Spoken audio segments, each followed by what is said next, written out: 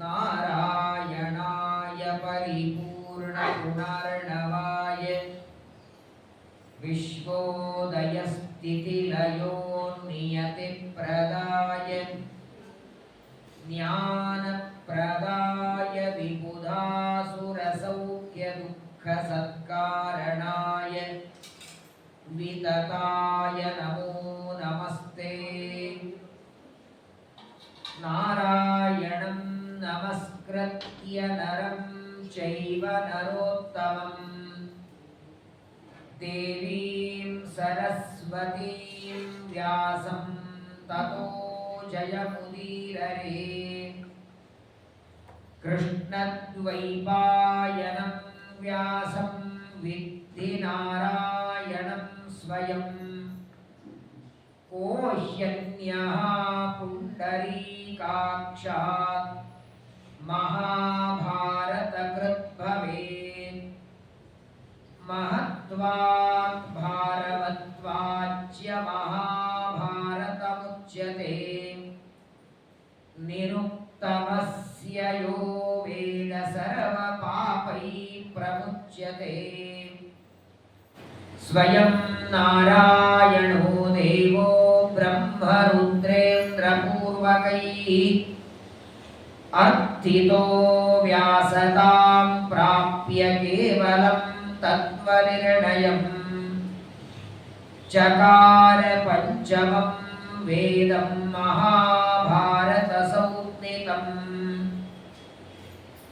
योऽन्तः प्रविश्य मम वाचमिमां प्रसुप्तां सञ्जीवयत्यखिलशक्तिधरस्वधाम्ना अन्यांश्च हस्तचरणश्रवणत्वगादीन् प्राणान् नमो भगवते पुरुषाय तुभ्यम्।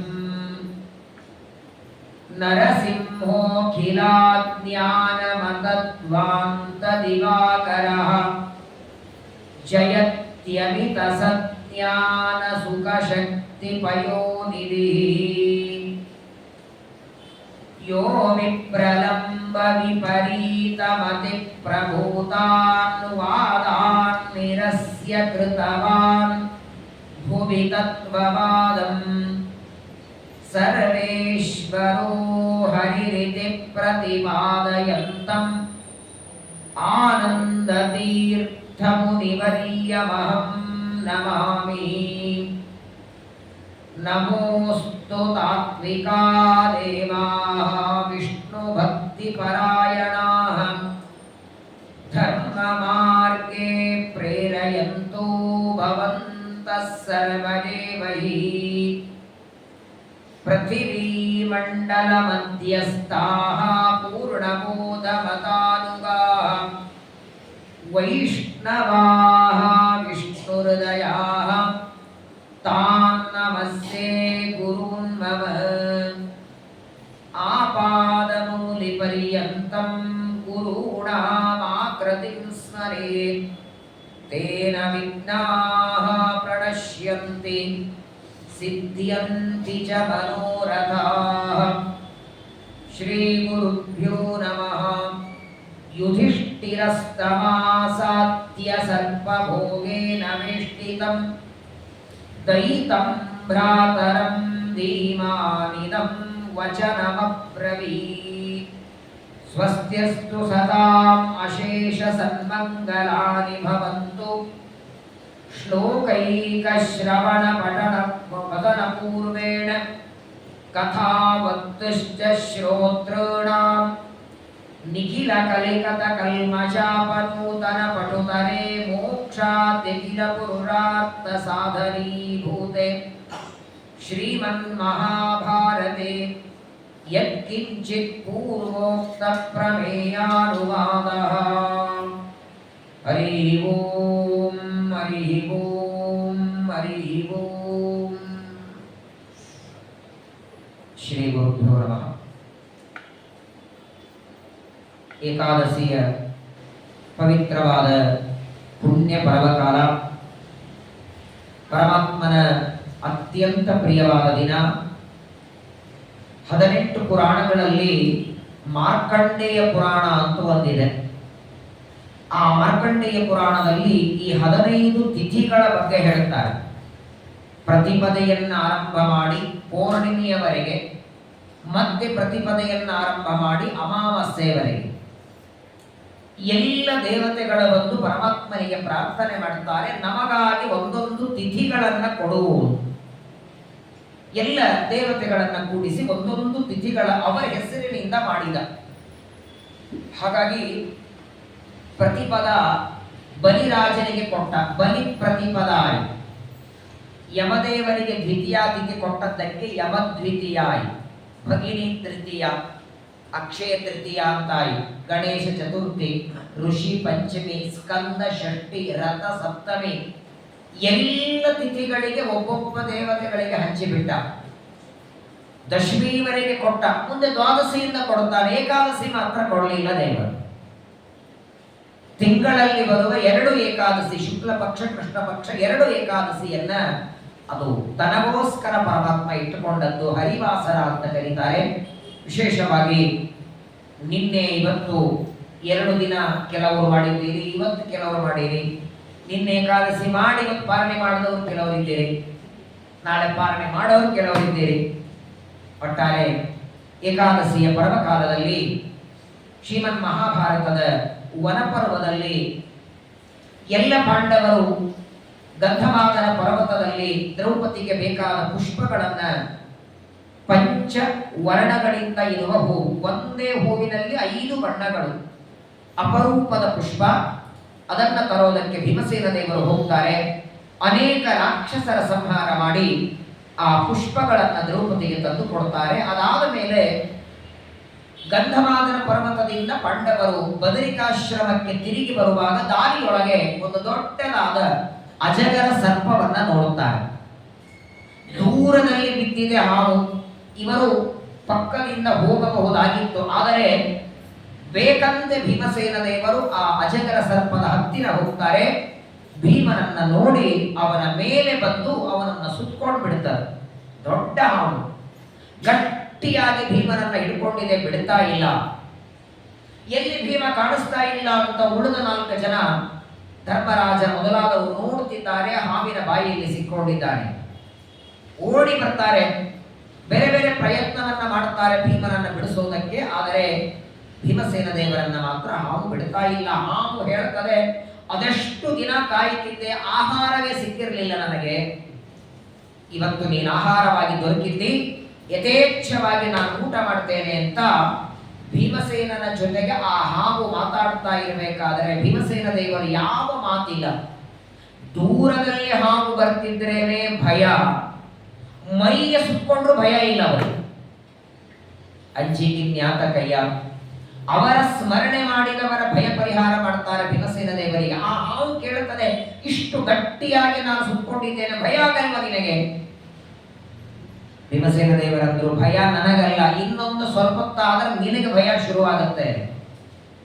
ನೀನೇನು ಗಟ್ಟಿಯಾಗಿ ನನ್ನನ್ನು ಹಿಡ್ಕೊಂಡಿದ್ದಿ, ಇನ್ನೊಂದು ಕೆಲವು ನಿಮಿಷದಲ್ಲಿ ನೀನು ನನ್ನನ್ನು ಬಿಟ್ಟು ಬಿಡ್ತೀವಿ. ಇದೇ ತರಹದ ಘಟನೆ ಭಾಗವತದಲ್ಲಿ ಕೇಳಿದ್ದೇನೆ ನೀವು. ಶ್ರೀಕೃಷ್ಣ ಪರಮಾತ್ಮ ವೃಂದಾವನದಲ್ಲಿ ಬಂದಾಗ ಕಾಲಿಯ ಸರ್ಪ ಅವನು ಕೃಷ್ಣನನ್ನು ಹೀಗೆ ಸುತ್ತಕೊಂಡಿರ್ತಾನೆ. ಗಟ್ಟಿಯಾಗಿ ಕೃಷ್ಣನನ್ನ ಹಿಡಿತಾನೆ. ತನ್ನ ದೇಹವನ್ನ ದೇವರು ಅಗಲಿಸ್ತಾನೆ, ವಿಸ್ತಾರ ಮಾಡ್ತಾನೆ. ಆಗ ಆ ಕಾಲಿಯ ಸರ್ಪ ಕೃಷ್ಣನನ್ನ ಬಿಟ್ಟ. ಹಾಗೆ ಇಲ್ಲಿ ಭೀಮಸೇನ ದೇವರನ್ನ ಗಟ್ಟಿಯಾಗಿ ಹಿಡಿದಿದ್ದಾನೆ. ಧರ್ಮರಾಜ ಬಂದ. ಧರ್ಮರಾಜ ಹೇಳ್ತಾನೆ, ಕೈ ಜೋಡಿಸಿ ನಮ್ಮ ತಮ್ಮನಿಗೆ ಏನ್ ಮಾಡಬೇಡ ಅಂತಾನೆ ಹಾವಿಗೆ. ಬಿಟ್ಬಿಡು ಅವರನ್ನಂದಾಗ ಸರ್ಪ ಹೇಳ್ತದೆ, ಆಹಾರೋ ರಾಜಶೋತ್ರೋಯಂ ಮಯಾ ಪ್ರಾಪ್ತೋ ಮುಖಾಗತಃ. ನೋಡಪ್ಪ, ಅದೆಷ್ಟು ದಿನ ಆಯ್ತು, ಒಳ್ಳೆ ಆಹಾರ ಸಿಕ್ಕಿದೆ, ಈ ಆಹಾರವನ್ನು ನಾನು ಕೈಯಿಂದ ಬಿಡೋದಿಲ್ಲ. ನೀನು ಸ್ವಲ್ಪ ಹೊತ್ತು ಇಲ್ಲೇ ಮಾತಾಡ್ತಾ ನಿಂತ್ರೆ ಇವತ್ತಿಗೆ ಇವನು, ನಾಳೆ ನೀನು, ನಾಳೆನೂ ಆಹಾರ ಬೇಕಲ್ಲ, ನಾಳೆ ದಿವಸ ನೀನು ನನ್ನ ಬಾಯಿಗೆ ಆಹಾರವಾಗಿ ಹೋಗಿ ತಕ್ಷಣ ಇಲ್ಲಿಂದ ಹೊರಟು ಹೋಗುವಂತ ಧರ್ಮರಾಜನಿಗೆ ಅಜಗರ ಸರ್ಪ ಹೇಳ್ತದೆ. ಆಗ ಧರ್ಮರಾಜ ಅಂತಾನೆ, ನೋಡು, ನೀ ಮನುಷ್ಯರನ್ನ ತಿನ್ನೋಂತವಲ್ಲ, ಗೊತ್ತಿದೆ ನಮಗೆ, ನೀನ್ ಯಾರೋ ಒಬ್ಬ ದೇವತೆ ಇರ್ಬೇಕು, ಯಾರು ನೀನು, ಯಾಕೆ ನನ್ನ ತಮ್ಮನನ್ನ ಹಿಡ್ಕೊಂಡಿದ್ದಿ ಅಂದಾಗ ಭೀಮಸೇನ ದೇವರು ಹೇಳಿದ್ರೆ, ಅಣ್ಣ ಈ ಹಾವು ಬೇರೆ ಯಾರಲ್ಲ, ನಮ್ಮ ಪೂರ್ವಜರಾದಂತಹ ನಹುಷ ಚಕ್ರವರ್ತಿ ರಾಜರು, ಚಂದ್ರವಂಶದಲ್ಲಿ ಬಂದ ನಹುಷ ಮಹಾರಾಜ ಭೃಗು ಋಷಿಗಳ ಶಾಪದಿಂದ ಇಲ್ಲಿ ಹಾವಾಗಿ ಬಿದ್ದಿದ್ದಾರೆ ಅಂತ ಭೀಮಸೇನ ದೇವರು ಅಣ್ಣನಾದ ಧರ್ಮರಾಜನಿಗೆ ತಿಳಿಸ್ತಾರೆ. ಆಗ ಧರ್ಮರಾಜನಿಗೆ ಒಳಗೆ ಸಂದೇಹ, ಯಾಕೆ ತಾವು ಹಾವಾದರೆ?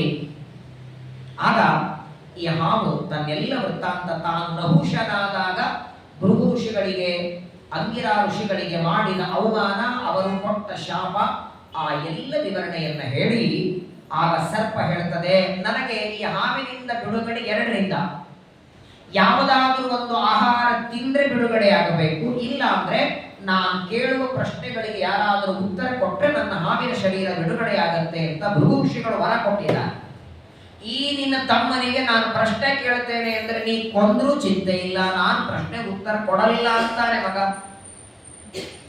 2 ಬಾರಿ ಭೀಮಸೇನ ದೇವರಿಗೆ ಈ ತರಹದ ಆಪತ್ತು 2 ಬಾರಿ ಬರ್ತದೆ. ಇದು ಅಜಗರ ಸರ್ಪದಿಂದ ಬರ್ತದೆ.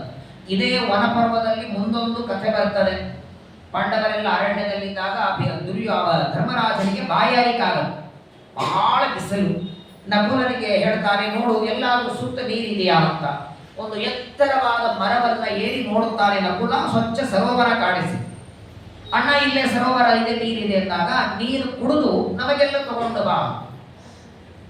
ನಕುಲ ಬಂದ. ಇನ್ನೇನು ಸರೋವರಕ್ಕೆ ಹೋಗುವಾಗ ಒಂದು ಧ್ವನಿ ಕೇಳಿಸ್ತು, ಯಾರು ನೀನು? ನಾನು ಧರ್ಮರಾಜನ ತಮ್ಮ ನಕುಲ. ಏನ್ ಬೇಕು? ನೀರು ಬೇಕು. ನೀರು ಕುಡಿಯೋ ಹಾಗಿಲ್ಲ, ಈ ಸರೋವರ ನಂದು. ವ್ಯಕ್ತಿ ಯಾರು ಕಾಣಿಸ್ತಾ ಇಲ್ಲ, ಧ್ವನಿ ಮಾತ್ರ ಕೇಳಿಸ್ತಿದೆ. ಯಾರು ಅಂತಾನೆ ನಕುಲ. ನಾನು ಯಾರಾದರೇನು? ನಿನಗೆ ನೀರು ಬೇಕಾದರೆ ನಾನು ಕೇಳಿದ ಪ್ರಶ್ನೆಗಳಿಗೆ ಉತ್ತರ ಕೊಟ್ರೆ ನೀರು ಕೊಡ್ತೇನೆ. ನಿನ್ನ ಪ್ರಶ್ನೆ ತಗೊಂಡೇನು? ಅಲ್ಲಿ ಪಾಪ ಬಾಯಾರಿಕೆಯಿಂದ ಕಾಯುತ್ತಿದ್ದಾರೆ, ಪ್ರಶ್ನೋತ್ತರ ಆಮೇಲೆ ಮಾಡೋಣ ಅಂತ ಆ ಯಕ್ಷ ಕೇಳುವ ಪ್ರಶ್ನೆ ಗಮನ ಕೊಳ್ಳಿಲ್ಲ. ಹಾಗೆ ಹೋಗಿ ನಕುಲ ಒಂದು ಭವಿಸಿ ನೀರು ಕುಡಿತಾನೆ, ಮೈ ಮೇಲೆ ಎಚ್ಚರಿಲ್ಲದೆ ಬಿದ್ದುಬಿಟ್ಟ. ಎಷ್ಟೊತ್ತಾಯ್ತು ನಕುಲ ಬರಲಿಲ್ಲ ಅಂತ ಸಹದೇವನನ್ನ ಕಳಿಸ್ತಾನೆ. ಅವನೂ ನೀರು ಕುಡಿದು ಬಿಡ್ತಾನೆ. ಅರ್ಜುನ ಬಂದ, ಅವನೂ ನೀರು ಕುಡಿದು ಬಿಡ್ತಾನೆ. ಭೀಮಸೇನ ದೇವರು ಬಂದು, ಎಲ್ಲಿ ಹೋಗಿ ತಮ್ಮಂದರು ಅಂತ. ಆಗ ಆ ಯಕ್ಷ ನೋಡು, ನಿನ್ನ 3 ಜನ ತಮ್ಮಂದರು ಬಿದ್ದಿದ್ದಾರೆ, ಅವರಿಗೆ ಪ್ರಶ್ನೆ ಕೇಳದೆ ಉತ್ತರ ಕೊಡಲಿಲ್ಲ. ನನ್ನ ಎಲ್ಲಾ ಪ್ರಶ್ನೆಗೆ ನೀನು ಉತ್ತರ ಕೊಡಿ, 3ವರನ್ನ ಬದುಕಿಸ್ಕೊಂಡು ಹೋಗು. ಕೊಡಲ್ಲ ಅಂದ್ರು. ಆ 3 ಜನರಿಗೆ ಉತ್ತರ ಗೊತ್ತಿರಲಿಲ್ಲ ಅಂತ ಅವ್ರು ಕೊಡಲಿಲ್ಲ, ಇವ್ರಿಗೆ ಎಲ್ಲ ಗೊತ್ತಿತ್ತಲ್ಲ. ಜೀವೋತ್ತಮರಾದ ವಾಯುದೇವರು, ಆದರೆ ವಿದ್ಯೆಯನ್ನು ನಾನು ಮಾಡ್ಕೊಳ್ಳೋದಿಲ್ಲ ಅಂತ ಹೇಳಿ ಅವರೂ ನೀರು ಕುಡಿದು ಬೀಳುತ್ತಾರೆ. ಆನಂತರ ಧರ್ಮರಾಜ ಬಂದು 4 ಜನ ತಮ್ಮಂದರನ್ನ ಬಿಡುಗಡೆ ಮಾಡಲಿಕ್ಕೆ ಆ ಯಕ್ಷ ಕೇಳಿದ ಪ್ರಶ್ನೆಗೆ ಉತ್ತರ ಕೊಡ್ತಾನೆ. ಯಕ್ಷ ಪ್ರಶ್ನೆ ಅಂತ ವನಪರ್ವದಲ್ಲಿ ಎಷ್ಟು ಅದ್ಭುತ ಪ್ರಶ್ನೆಗಳು ಮುಂದೆ ಬರ್ತದೆ. ಇಲ್ಲಿ ಪ್ರಸಂಗ ಅಜಗರ ಸರ್ಪ ಹೇಳ್ತದೆ, ನಾನು ಕೇಳಿದ ಪ್ರಶ್ನೆಗೆ ನಿನ್ನ ತಮ್ಮ ಅಂತ ಉತ್ತರ ಕೊಡ್ತಿಲ್ಲ, ನೀನು ಉತ್ತರ ಕೊಟ್ಟದ್ದಾದರೆ ಅವಶ್ಯವಾಗಿ ನಾನು ಬಿಡುಗಡೆ ಮಾಡ್ತೇನೆ. ಸರಿ, ಬ್ರೂಹಿ ಸರ್ಪ ಯಥಾ ಕಾಮ ಪ್ರತಿವಕ್ಷಾಮಿ ತೇ ವಚಃ. ಧರ್ಮರಾಜ ಅಲ್ಲ, ಕೇಳುವಲ್ಲ, ಪ್ರಶ್ನೆಗೆ ಉತ್ತರ ಕೊಟ್ಟರೆ ಸಾಕು, ತಮ್ಮನನ್ನ ಬಿಡುಗಡೆ ಮಾಡ್ತೀಯಲ್ಲ, ನೀನೇನು ದಕ್ಷಿಣೆ ಕೇಳ್ತಿಲ್ಲ, ಏನು ಕೇಳ್ತಿಲ್ಲ, ಅವಶ್ಯವಾಗಿ ಹೇಳ್ತೇನೆ ಅಂದಾಗ ಆಗ ಸರ್ಪ ಮೊದಲನೇ ಪ್ರಶ್ನೆ ಕೇಳಿದ್ದು, ಬ್ರಾಹ್ಮಣ ಕೋಪವೇ ರಾಜನ್ ವೇದ್ಯಂ ಕಿಂಚ ಯುಧಿಷ್ಠಿರ ಪ್ರವಿಶ್ಯತಿ ಮತಿಂ ತ್ವಾಂ ವೈ ವಾಕ್ಯೈರನುಮವೀಮಹೇ.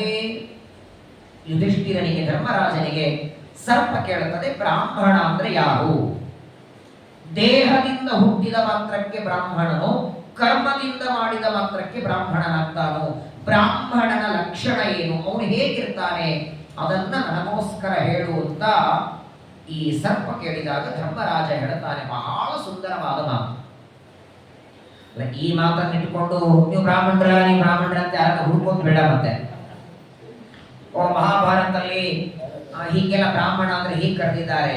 ಒಟ್ಟಾರೆ ಬ್ರಾಹ್ಮಣನಲ್ಲಿ ಇರಬೇಕಾದ ಗುಣಗಳು ಹೆಂಗೆ, ಇಂತಿಂಥ ಲಕ್ಷಣ ಇವೆ. ರೋಗಗಳಾದರೆ, ಕಣ್ಣು ಕೆಂಪಾದರೆ, ಕಾಮಣಿಯಾಗಿದೆ, ಪದೇ ಪದೇ ಮೂತ್ರ ವಿಸರ್ಜನೆ ಆಗಿ ಶುಗರ್ ಆಗಿದೆ ಅಂತಾರಲ್ಲ, ಈ ಲಕ್ಷಣದಿಂದ ಇಂಥ ರೋಗ ಆಗಿದೆ ಅಂತ ಹೆಂಗೆ ಗೊತ್ತಾಗುತ್ತೆ ನೋಡಿ. ಹಾಗೆ ಈ ಲಕ್ಷಣಗಳಿದ್ರೆ ಅವನು ಬ್ರಾಹ್ಮಣ ಅನ್ನಬೇಕು. ಏನದು? ಬ್ರಾಹ್ಮಣನಲ್ಲಿ ಇರಬೇಕಾದ, ಯಾರನ್ನ ಬ್ರಾಹ್ಮಣ ಅಂತ ಕರಿಬೇಕು ಅಂತ ಧರ್ಮರಾಜ ಹೇಳ್ತಾನೆ. ಸತ್ಯಂ ದಾನಂ ಕ್ಷಮಾಶೀಲಂ ಆನೃಶಂಸ್ಯಂ ತಪೋನೃಣಾಂ ದೃಶ್ಯಂತೆ ಯತ್ರ ರಾಗೇಂದ್ರ ಸ ಬ್ರಾಹ್ಮಣ ಇತಿ ಸ್ಮೃತ. ಧರ್ಮರಾಜ ಹೇಳ್ತಾನೆ, ನೋಡು ನಾಗೇಂದ್ರ, ಅರ್ಥಾತ್ ಹಾವಿನ ರೂಪದಲ್ಲಿರುವಂತಹ ನಹುಷನೇ, ಬ್ರಾಹ್ಮಣ ಅಂತ ಯಾರನ್ನ ಕರಿಬೇಕು ಅಂದ್ರೆ ಎಂಥ ಆಪತ್ತಿನಲ್ಲೂ ಯಾರು ಸುಳ್ಳು ಮಾತಾಡೋದಿಲ್ಲೋ ಅವರನ್ನ ಬ್ರಾಹ್ಮಣ ಆಗಬೇಕು ಅಂತ. ಮೊಟ್ಟ ಮೊದಲನೇದ್ದು ಕ್ವಾಲಿಫಿಕೇಶನ್ ಬ್ರಾಹ್ಮಣನಲ್ಲಿ ಇರಬೇಕಾದದ್ದು ಸತ್ಯ ಮಾತು. ಸತ್ಯ ಮಾತಾಡೋರು ಯಾರು? ಬ್ರಾಹ್ಮಣ. ಸತ್ಯ ಅಂದ್ರೆ ಏನು? ಇದ್ದದ್ದು ಇದ್ದಂಗೆ ಹೇಳೋದು ಸತ್ಯವಲ್ಲ. ಸತ್ಯಂ ಬ್ರೂಯ ಪ್ರಿಯಂ ಬ್ರೂಯ ನ ಬ್ರೂಯಾತ್ ಸತ್ಯಮ ಪ್ರಿಯಂ. ಶ್ರೀಮದಾಚಾರ್ಯ ಹೇಳ್ತಾರೆ, ಸತ್ಯ ಮಾತಾಡುವುದು ಅಂದ್ರೆ ನಾವಾಡುವ ಮಾತಿನಿಂದ ಒಬ್ಬ ವ್ಯಕ್ತಿಯ ಮನಸ್ಸಿಗೆ ನೋವಾಗ್ತಿದ್ರೆ ಅದು ಸತ್ಯವಾಗಿದ್ರೂ ಹೇಳಬೇಡಿ. ಕೆಲವು ಬಾರಿ ಏನು ಪ್ರಾಯ ಜಗತ್ತೊಳಗೆ ಕೋಪ ಬರೋದೇ ಸತ್ಯ ಮಾತಾಡಿದಾಗ ಅಲ್ಲೇನ್ರಿ? ನೋಡಿ, ಬೇಕಾದ್ರೆ ಒಬ್ಬ ವ್ಯಕ್ತಿಯೊಳಗಿರುವ ಗುಣನೋ ದೋಷನೋ ಎರಡೂ ಹೇಳಿ ನೋಡಿ, ಅವನ ಬಗ್ಗೆ ಇದ್ದದ್ದು ಕರೆಕ್ಟ್ ಮಾತಾಡಿ ಕೋಪ ಬರ್ತದೆ. ಅದೇ ಸುಳ್ಳು ಮಾತಾಡಿ, ಕಲಿಯುಗದೊಳಗೆ ಸುಳ್ಳಿಗೆ ಇರುವಷ್ಟು ಬೆಲೆ ಸತ್ಯಕ್ಕೆ ಇಲ್ಲ. ಪ್ರಾಮಾಣಿಕವಾಗಿ ಈ ಜಾತಕ ತಂದು ಕೊಡ್ತಾರೆ, ಆಚಾರ್ಯ ನಮ್ಮ ಮಗನಿಗೆ ಹೊರದೇಶ ಯೋಗಿದೆ ನೋಡಿ, ಜಾತಕದ ಪ್ರಕಾರ ಇಲ್ಲ, ಅವನು ಇಲ್ಲೇ ಬೆಂಗಳೂರಲ್ಲಿ ಕೆಲಸ ಮಾಡ್ತಾನೆ, ಪ್ರಾಮಾಣಿಕವಾಗಿ ಜಾತಕದಲ್ಲಿ ಇದ್ದದ್ದು ನೀವು ಹೇಳಿಬಿಡಿ, ಓ ಆಚಾರ್ಯ ಜ್ಯೋತಿಷ್ ಹೇಳಿ ಬರಲ್ಲ. ಎಲ್ಲರಿಗೂ ಹೇಳ್ತಾರೆ ನಿಮ್ ಮಗನ್ ತೋರಿಸೋದ, ಇವ್ರ ಆಚಾರ ಹತ್ರ ಹೋಗ್ಬೇಡ್ರಿ, ಇವ್ರು ಚೆನ್ನಾಗಿ ಹೇಳಲ್ಲ, ಮಗನಿಗೆ ಹೊರದೇಶ ಯೋಗ ಇಲ್ಲ ಅಂತಾರೆ, ಇವ್ರು ಚೆನ್ನಾಗಿದ್ದ. ಇದ್ದದ್ದು ಇಲ್ಲದೆಲ್ಲ ಸುಳ್ಳು ಮಾತಾಡ್ತಾರೆ. ಇಲ್ಲ ಅಂದ್ರೆ ಹೌದು ಹೊರದೇಶ ಯೋಗ ಇದೆ, 20 ಲಕ್ಷ ಪ್ಯಾಕೇಜ್ ಇದೆ, ಓ ಆ ಆಚಾರ ಹತ್ರ ಹೋಗ್ರಿ ಅಂತ. ಜನ ಮರಳು, ಜಾತ್ರೆ ಮರಳು. ಕಲಿಯುಗದೊಳಗೆ ಸತ್ಯಕ್ಕೆ ಬೆಲೆ ಇಲ್ಲ. ಆದರೆ ಸತ್ಯವಾದ ಮಾತಾಡುವನು ಬ್ರಾಹ್ಮಣ ಅಂತಾನೆ. ಎರಡನೇದ್ದು, ದೇವರು ತನಗೆ ಕೊಟ್ಟದ್ರೊಳಗೆ ದಾನ ಕೊಡುವ ಸ್ವಭಾವ, ಅದು ಬ್ರಾಹ್ಮಣನ ಲಕ್ಷಣ ಅಂತ ನೋಡಿ. ಸಂಪಾದನೆ ಮಾಡಿದ ಹಣಕ್ಕೆ 3 ದಾರಿ. ಒಂದ ಭೋಗ ಮಾಡಿ, ಇಲ್ಲ ದಾನ ಮಾಡಿ, ಇಲ್ಲ ಅಂದ್ರೆ ಇಲ್ಲೇ ಬಿಟ್ಟು ಹೋಗು. ಪುರಂದರದಾಸರು ಹೇಳ್ತಿದ್ರು ತಮ್ಮ ಹೆಂಡತಿಗೆ, ಇಟ್ಟು ಹೋಗು, ಕೊಟ್ಟು ಹೋಗು, ಬಿಟ್ಟು ಹೋಗು. ತಗೊಂಡು ಹೋಗು ಹೇಳೇ ಇಲ್ಲ ಅವರು ಕೊನೆಯವರೆಗೆ. ಇರೋವರೆಗೆ ನೀನು ಯಾರಿಗೆ ಕೊಟ್ಟು ದಾನ ಮಾಡು, ಇಲ್ಲ ನೀ ಭೋಗ ಮಾಡು, ಇಲ್ಲ ಉಳಿದಲ್ಲೇ ಉಳಿದು ಬಿಡುತ್ತಾರೆ. ದಾನಗಳ ಬಗ್ಗೆ ಮುಂದೆ ನೀವೆಲ್ಲ ಕೇಳ್ತೀರಿ. ಅನುಶಾಸನ ಪರ್ವ, ಶಾಂತಿ ಪರ್ವದಲ್ಲಿ ಯಾವ ವಸ್ತು ಯಾರಿಗೆ ದಾನ ಕೊಡುವಾಗ 3 ಕಡ್ಡಾಯ ನೋಡಲೇಬೇಕು. ದೇಶ, ಕಾಲ, ಪಾತ್ರ. ಎಲ್ಲಿ ಕೂತು ಕೊಡ್ತೇವೆ ಅದು ದೇಶ, ಯಾವ ಕಾಲದಲ್ಲಿ ಕೊಡ್ತೇವೆ, ಯಾವಾಗ ಕೊಡ್ತೇವೆ ಅದು ಕಾಲ, 3ನೇದ್ದು ಪಾತ್ರ. ಮೊದಲನೇದ್ದು ಸತ್ಯ, 2ನೇದ್ದು ದಾನ, 3ನೇದ್ದು ಬ್ರಾಹ್ಮಣ ಅಂತ ಅನಿಸ್ಕೊಳ್ಬೇಕಾದ್ರೆ ಅವನಲ್ಲಿ ಕ್ಷಮಾ ಗುಣ ಇರಬೇಕು. ಇನ್ನೊಬ್ಬರು ಮಾಡಿದ ತಪ್ಪುಗಳನ್ನ ಯಾರ ಮುಂದೆ ಹೇಳೋದು ಅಲ್ಲ, ಆ ತಪ್ಪುಗಳಿಗೆ ದಂಡ ಕೊಡ್ತಾ ನೋಡಿ. ಏನಾಗತ್ತೆ, ಒಬ್ಬ ವ್ಯಕ್ತಿ ತಪ್ಪು ಮಾಡಿದರೆ ನೀವು ದಂಡ ಕೊಟ್ರೆ ಆ ತಪ್ಪು ಬಿಡ್ತಾನ ಮಾಡೋದು. ನೀವು ದಂಡ ಕೊಟ್ಟದ್ದಕ್ಕೆ ಕೋಪದಿಂದ ಇನ್ನಷ್ಟು ಮಾಡ್ತಾನೆ. ಆದ್ರೆ ಆ ವ್ಯಕ್ತಿಯನ್ನ ಇನ್ನೊಮ್ಮೆ ತಪ್ಪು ಮಾಡದೇ ಇರೋ ಹಾಗೆ ನೀವು ಮಾನಸಿಕವಾಗಿ, ಬೌದ್ಧಿಕವಾಗಿ ಹೇಳ್ತೀರಿ ನೋಡಿ ಮಾತಿನಿಂದ, ಅದು ನಿಜವಾದ ಬ್ರಾಹ್ಮಣನ ಲಕ್ಷಣ ಅಂತಾನೆ. ಅದಾದ ಮೇಲೆ ಶೀಲ, ಸದಾಚಾರತೆಯಾಗಿರಬೇಕು, ಆರ್ಜವ, ರುಜುವಾಗಿರಬೇಕು. ಸಣ್ಣ ಸಣ್ಣ ಮಾತಿಗೂ ಕೋಪ ಮಾಡಿಕೊಳ್ಳದೇ ಇದ್ದವನು ಯಾರೋ ಅವನು ಬ್ರಾಹ್ಮಣ ಅಂತಾನೆ ಧರ್ಮರಾಜ. ಚಳಿ ಕೋಪ ಬರಲೇಬಾರದು. ಅತಿಯಾದ ಯಾವುದೋ ಭಯಾನಕ ಕೆಲಸ ಇದ್ರೆ ಬಂದಿರುತ್ತೆ. ಆ ಕೋಪ ಬಂದಾಗಲೂ ಕೂಡ ಎಷ್ಟೇ ಕೋಪ ಯಾರ ಮೇಲೆ ಬರಲಿ, ಕೋಪ ಬಂದಾಕ್ಷಣ ಅಚ್ಯುತ, ಅನಂತ, ಗೋವಿಂದ, ಕೇಶವ, ನಾರಾಯಣ 24 ಹೆಸರುಗಳನ್ನು ಹೇಳಿಬಿಡಿ, ತಕ್ಷಣದಲ್ಲಿ ಕೋಪ ಮಾಯ ಆಗತ್ತೆ. ಯಾಕಂದ್ರೆ ಆ 1 ನಿಮಿಷದ ಕೋಪದಲ್ಲಿ ಎದುರಿಗಿದ್ದವರಿಗೆ ಏನೋ ಅಂದು ಬಿಡ್ತೀರಿ. ಕೋಪದೊಳಗೆ 1 ನಿಮಿಷದ ಕೋಪ, ಸಾಯೋವರೆಗೂ ನಿಮಗೂ ಆ ವ್ಯಕ್ತಿಗೂ. ಈ ಮಾತು ಬಹಳ ವಿಚಿತ್ರ. ಸಂಬಂಧ ಬೆಳೆಸೋದು ಮಾತೆ, ಸಂಬಂಧ ಕೆಡಿಸೋದು ಮಾತೆ. ನೋಡಿ, ನಿಮ್ಮ ಮನೆಗೆ ಯಾರೋ ಒಬ್ರು ಬಾಗಿಲಿಗೆ ಬಂದ್ರೆ, ಓ ಬಂದ್ರ ಅಂತನ್ನಿ, ಓ ಒಳ್ಳೆದಾಯ್ತು ಒಂದಿಷ್ಟೇ ಅನ್ನಿ, ಆ ವ್ಯಕ್ತಿಗೆ ಎಷ್ಟು ಸಂತೋಷ ಆಗುತ್ತೆ. ಏನ್ ಬೇಡ, ಅವನು ಬಂದದ್ದಕ್ಕೆ ಓ ಚೆನ್ನಾಗಾಯ್ತು ಬಂದ್ರಿ ಅಂತ ಅಷ್ಟಂದ್ರೂ ಸಾಕು. ಅಕಸ್ಮಾತ್ತಾಗಿ ಆ ಬಂದ ವ್ಯಕ್ತಿಗೆ ಬಂದ್ರಾ ಸಾಕು, ಅದೇ ಮಾತೆ ಬಂದ್ರ ಓ ನಾವು ಬರಬಾರದಿತ್ತು ಬಂದೀವಿ ಅನ್ಕೊಂಡ್ಬಿಡ್ತಾರೋ. ಸಂಬಂಧ ಉಳಿಸೋದು ಮಾತು, ಸಂಬಂಧಗಳನ್ನು ಕೆಡಿಸೋದು. ಆರ್ಜವ ಇರಬೇಕು, ದಯ ಇರಬೇಕು. ಪ್ರಾಣಿಗಳ ಮೇಲೆ, ಪಕ್ಷಿಗಳ ಮೇಲೆ ದಯ ಇರಬೇಕು. ಅಷ್ಟೇ ಅಲ್ಲ, ಯಾರು ಅನಾಥರು, ಸಾಧುಗಳು, ಸಜ್ಜನರು ಮನೆ ಬಾಗಿಲಿಗೆ ಬಂದ್ರೆ ಏನು ಇಲ್ಲ ಅಂತ ಕಳಿಸ್ಬೇಡ, ಎಕ್ಕಿಂಚಿತ್ತಾದರೂ ನೀನು ಕೊಡು. ನಮ್ಮ ಸ್ವಾಮಿಗಳು ಯಾವಾಗ ಹೇಳ್ತಿದ್ರು, ಒಬ್ಬ ಭಿಕ್ಷುಕ ಮನೆ ಬಾಗಿಲಿಗೆ ಬಂದಿದ್ದಾನೆ ಅಂದ್ರೆ ನಿನ್ನ ಹತ್ರ ಭಿಕ್ಷೆ ಬೇಡೋದಕ್ಕಲ್ಲ. ಭಿಕ್ಷುಕ ಮನೆ ಬಾಗಿಲಿಗೆ ಬಂದದ್ದು ನಿನ್ನ ಹತ್ರ ಬೇಡೋದಕ್ಕಲ್ಲ, ನಿನಗೊಂದು ಪಾಠ ಕಲಿಸೋದಕ್ಕೆ ಅವನು ಬಂದಿದ್ದಾನೆ. ಅವನು ಬೇಡ್ತಾ ಬೇಡ್ತಾ ಒಂದು ಪಾಠ ಕಲಿಸ್ತಾನೆ. ನೋಡು, ನಾನು ಹಿಂದಿನ ಜನ್ಮದಲ್ಲಿ ನಿನ್ನ ಹಾಗೆ ಶ್ರೀಮಂತ ಇದ್ದೆ, ಕೈಗೊಬ್ಬ ಕಾಲಿಗೊಬ್ಬ ಆಳುಗಳು, ಬೇಕಾದಷ್ಟು ಶ್ರೀಮಂತಿಕೆ ಇತ್ತು. ನನಗೂ ನನ್ನ ಮನೆಗೆ ಯಾರೋ ಬ್ರಾಹ್ಮಣರು ಬಂದಾಗ ಹಿಂದಿನ ಜನ್ಮದಲ್ಲಿ ನಾನು ಕೊಡ್ಲಿಲ್ಲ, ನಾನು ಕೊಡದೇ ಇದ್ದದ್ದಕ್ಕೆ ಇವ ಬೇಡುವ ಪ್ರಸಂಗ ಬಂತು. ಆದ್ರೆ ನೀನು ಇವತ್ತು ನನಗೆ ಕೊಡ್ಲಿಲ್ಲ ಅಂದ್ರೆ ನಾಳೆ ನನ್ನಂತೆ ನೀ ಆಗ್ಬೇಡ. ಈ ಜನ್ಮದಲ್ಲಿ ಕೊಡುವವ ಇದೆಯಲ್ಲ, ಜನ್ಮಾಂತರದಲ್ಲಿ ಕೊಡುವವನೇ ಆಗು, ಬೇಡುವವ ಆಗ್ಬೇಡ. ನೀನು ನನ್ನಂತೆ ಇನ್ನೊಬ್ಬರಿಗೆ ಬೇಡುವ ಪ್ರಸಂಗ ನಿನಗೆ ಬರಬಾರದು ಅಂದ್ರೆ ಇವತ್ತು ದೇವರು ಕೊಟ್ಟದ್ದನ್ನು ನೀನು ಕೊಡು. ಅದನ್ನ ತಿಳಿಸೋದಕ್ಕೆ ಭಿಕ್ಷುಕ ಮನೆಗೆ ಬಂದಿರ್ತಾನೆ. ದೀನರ ಮೇಲೆ ಅನುಕಂಪ ಮಾಡುವ ಗುಣ ಇರಬೇಕು. ಬೇಕಾದಷ್ಟು ತೊಂದರೆಗಳಿರಲಿ, ತನ್ನ ಧರ್ಮದ ಆಚರಣೆ ಬಿಡಬಾರದು. ಅವನು ನಿಜವಾದ ಬ್ರಾಹ್ಮಣ ಅಂತಾನೆ ಧರ್ಮರಾಜ. ಸಕಾಲಕ್ಕೆ ಸಂಧ್ಯಾ ವಂದನೆ, ಗಾಯತ್ರಿ ಜಪ ಆಗ್ಲಿಲ್ಲ ಅಂದ್ರೆ ಚಿಂತೆ ಇಲ್ಲ, ಏಕಾದಶಿ ಪರವಾಗಿಲ್ಲ, ಹಾಲು ಹೊಡೆ ತಗೊಂಡು ಊಟ ಮಾಡತಕ್ಕದ್ದಯ್ಯ. ನಾವು ಏಕಾದಶಿ ಮಾಡಿಲ್ಲ ಅಂತ ದ್ವಾದಶಿ 10-11 ಗಂಟೆಗೆ ಊಟ ಅಲ್ಲ, ಪಾರಣೆನೆ.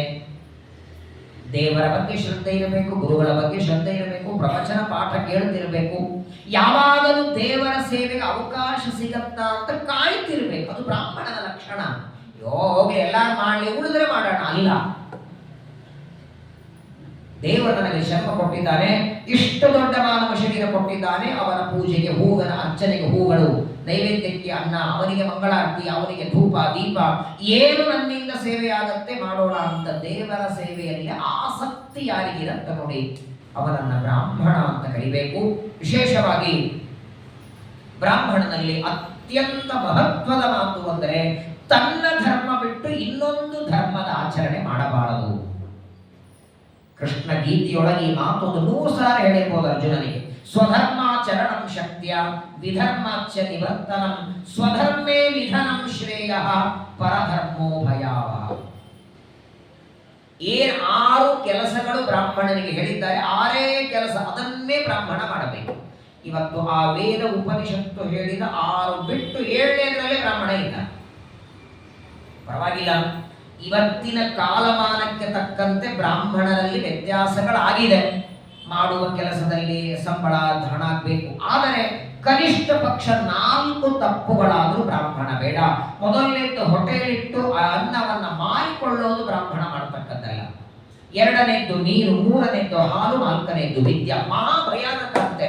ಈ 4 ವಸ್ತುಗಳನ್ನ ಮಾರಿಕೊಂಡು ಉಪಜೀವನ ಬ್ರಾಹ್ಮಣ ಮಾಡುತ್ತಿದ್ದಾದ್ರೆ ಅವನ ಇಡೀ ವಂಶದೊಳಗೆಲ್ಲ ದರಿದ್ರರು ಅನಾಥರು ಹುಟ್ಟಿ ಬರ್ತಾರೆ. ಇವತ್ತಿಗೂ ನಮ್ಮಲ್ಲಿ ವಿದ್ಯಾಪೀಠಗಳಲ್ಲಿ ಡೊನೇಷನ್ ಇಲ್ಲ. ವಿದ್ಯೆಯನ್ನ ದಾನ ಕೊಡೋದು. ಅವರಾಗಿ ಯಾರಾದರೂ ಬಂದು ವಿದ್ಯಾರ್ಥಿಗಳು ಓದ್ತಿದ್ದಾರೆ ಅಂತ ಅವರ ತಂದೆ ತಾಯಿಗಳು ಕೊಟ್ಟರೆ ಸರಿ, ಆದ್ರೆ ಇವರು ಕಡ್ಡಾಯವಾಗಿ ಇಷ್ಟು ಬೇಕು ಅಂತಿಲ್ಲ. ಉಪನಯನ ಮಾಡಿ ಮಕ್ಕಳನ್ನು ಬಿಟ್ಟರೆ ಸಾಕು. ನಮ್ಮ ರಾಘವೇಂದ್ರ ಸ್ವಾಮಿಗಳಿಗೆ ನಾಳೆ ಬಂತು 29, 30, 31 ಆರಾಧನೆ, 355ನೇ ವರ್ಷದ ಆರಾಧನೆ. ರಾಘವೇಂದ್ರ ಸ್ವಾಮಿಗಳಿಗೆ 64 ವಿದ್ಯಾ ಬರ್ತಿದ್ದು.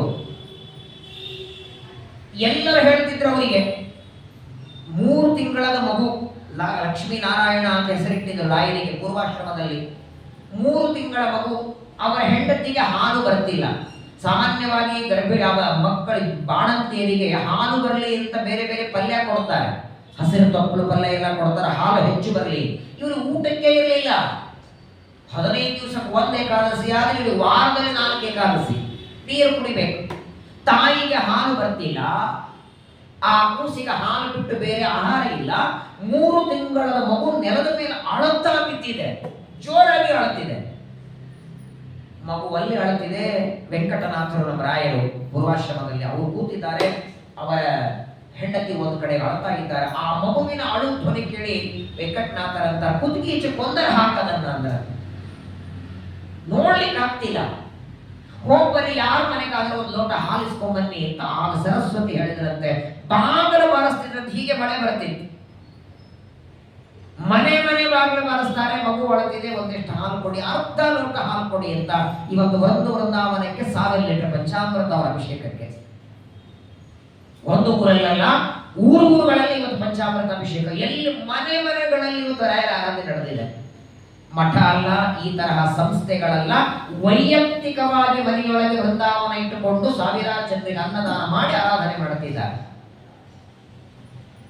ಏನ್ ವೃಂದಾವನ ಮೇಲೆ ಗೋಡಂಬಿ, ದ್ರಾಕ್ಷಿ, ಏನ್ಜಿ, ತುಪ್ಪ ಎಂತಹ ಪಂಚಾಮೃತ ಅವ್ರ ಮಗನಿಗೆ ಕುಡಿಸ್ಲಿಕ್ಕೆ ಒಂದು ಲೋಟ ಹಾಲಿರಲಿಲ್ಲ. ಅವತ್ತು ದಾರಿದ್ರ್ಯ ಸಾಮಾನ್ಯವಾಗಿ ಋಷಿ ಮುನಿಗಳಿಗೆ, ದೇವತೆಗಳಿಗೆ ಅದನ್ನ ದೇವರು ಕೊಡ್ತಾನೆ. ಇದರ ಅರ್ಥ ಅವರು ಜನ್ಮಾಂತರದಲ್ಲಿ ದಾನ ಮಾಡಿರಲಿಲ್ಲ ಅಂತಲ್ಲ, ಪ್ರಹ್ಲಾದರಾಜರವರು. ಆದರೆ ವೈರಾಗ್ಯ ಅವರಿಗೆ ಬರಲಿ ಅಂತ ಬಡತನವನ್ನ ರಾಯರಿಗೆ ಕೊಟ್ಟಿದ್ದ. ಎಷ್ಟು ಬಡತನ! ಆದ್ರೆ ಒಂದು ಬರಿಬೇಡಿ, ಈ ಬಡತನದೊಳಗೂ ಮಾನಸಿಕ ಬಡತನ ಇರಲ್ಲ. ನೀವು ನೋಡಿಬೇಕಾದ್ರೆ ಈ ವಸಿಷ್ಠ, ವಿಶ್ವಾಮಿತ್ರ, ಕಶ್ಯಪಿ, ಗೌತಮ, ಯಾವ ಋಷಿಗಳ ಮುನಿಗಳ ಕತೆ ನೋಡಿ. ತಮಗೆ ಊಟಕ್ಕೆ ಒಂದು ತುತ್ತು ಅನ್ನ ಇಲ್ಲ ಅಂದ್ರೂ ಬಂದವರಿಗೆ ಆದರಾತಿಥ್ಯ ಮಾತ್ರ ಮಾಡುತ್ತಿದ್ರು. ಇವತ್ತು ಕಲಿಯುಗದೊಳಗೆ ಧನ ಸಂಪತ್ತು ಇಲ್ಲ, ಮಾನಸಿಕ ಕೆಲವರಿಗೆ ಮಾನಸಿಕ ಔದಾರ್ಯವೂ ಇರಲ್ಲ. ನೋಡಿ, ಮನಸ್ಸು ಉದಾರ, ಸಾಕು ಬನ್ರಿ ಮಾಡೋಣ, ಸಾಕು. ಕಲಿಯುಗದೊಳಗೆ ಎಲ್ಲಾ ದಾನಕ್ಕಿಂತ ದೊಡ್ಡ ದಾನ ಯಾವುದು ಹೇಳಿ?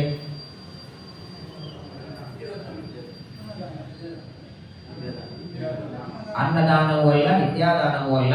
ಕಷ್ಟದಲ್ಲಿದ್ದ ವ್ಯಕ್ತಿಗೆ ನಾನು ನಿನ್ ಜೊತೆಗಿದ್ದೇನೆ ಅಂತೇನೆ ಅಭಯ ದಾನ ಮಾಡುತ್ತಾನೆ. ಬಹಳ ದೊಡ್ಡದು, ಬಹಳ ದೊಡ್ಡ ದಾನ. ನೀವು ವಿದ್ಯೆ ಆಮೇಲೆ ಪಾಠ ಮಾಡಿ, ಈಗ ಸತ್ಯದಲ್ಲಿ ನಾನು ಒದ್ದಾಡ್ತಿದ್ದೇನೆ ಅಂತ ಏನ ಚಿಂತೆ ಮಾಡ್ಬಿಟ್ಟು ನಾನಿದ್ದೇನೆ ನಿನ್ ಜೊತೆಗೆ, ಸಾಕು. ಅವನಿಗೆ ನೀವು ಎಷ್ಟು ಸಹಾಯ ಮಾಡ್ತೀರೋ, ಹಣದಿಂದ ಮಾಡ್ತೀರೋ, ಮನೆಯಿಂದ ಕೊಟ್ಟು ಮಾಡ್ತೀರೋ, ಹಣ ಏನ್ ಕೊಡ್ತೀರೋ ಗೊತ್ತಿಲ್ಲ, ನಾನು ನಿನ್ ಜೊತೆಗಿದ್ದೇನೆ, ನೀ ಹೆದರಬೇಡ. ಈ ಒಂದು ಮಾತು ಆ ವ್ಯಕ್ತಿಯ ಜೀವನವೇ ಬದಲಾಯಿಸ್ತದೆ. ನನಗೆ ಯಾರು ಇಲ್ಲ ಅನ್ಕೊಂಡಿದ್ದಪ್ಪ, ಈ ವ್ಯಕ್ತಿ ನನ್ನ ಜೊತೆಗಿದ್ದಾರೆ, ನಾನು ಪಾಠಕ್ಕೆ ಬರ್ತೇನೆ, ಪ್ರವಚನ ಬರ್ತೇನೆ, ಪೂಜೆಗೆ ಬರ್ತೇನೆ ಅಂತ. ಯಾಕಂದ್ರೆ ನೀವು ನನ್ನ ಜೊತೆಗಿದ್ದೀರಿ ಅಂತ. ಹಾಗಾಗಿ ವಾದಿರಾಜರದ್ದು ಒಂದು ಕರದಿಂದ ಅಭಯವ ನೀವಳೆ, ಮತ್ತೊಂದು ಕೈಯಿಂದ ವರಗಳ ಕುಂದಿಲ್ಲದ ಆನಂದ ಸಂದೋಹ ಉಳಿಸುವ ಇದ್ದೀರಿ ನಮ್ಮ ಸರಹರಿ. ಬಹಳ ದೊಡ್ಡ ದಾನ.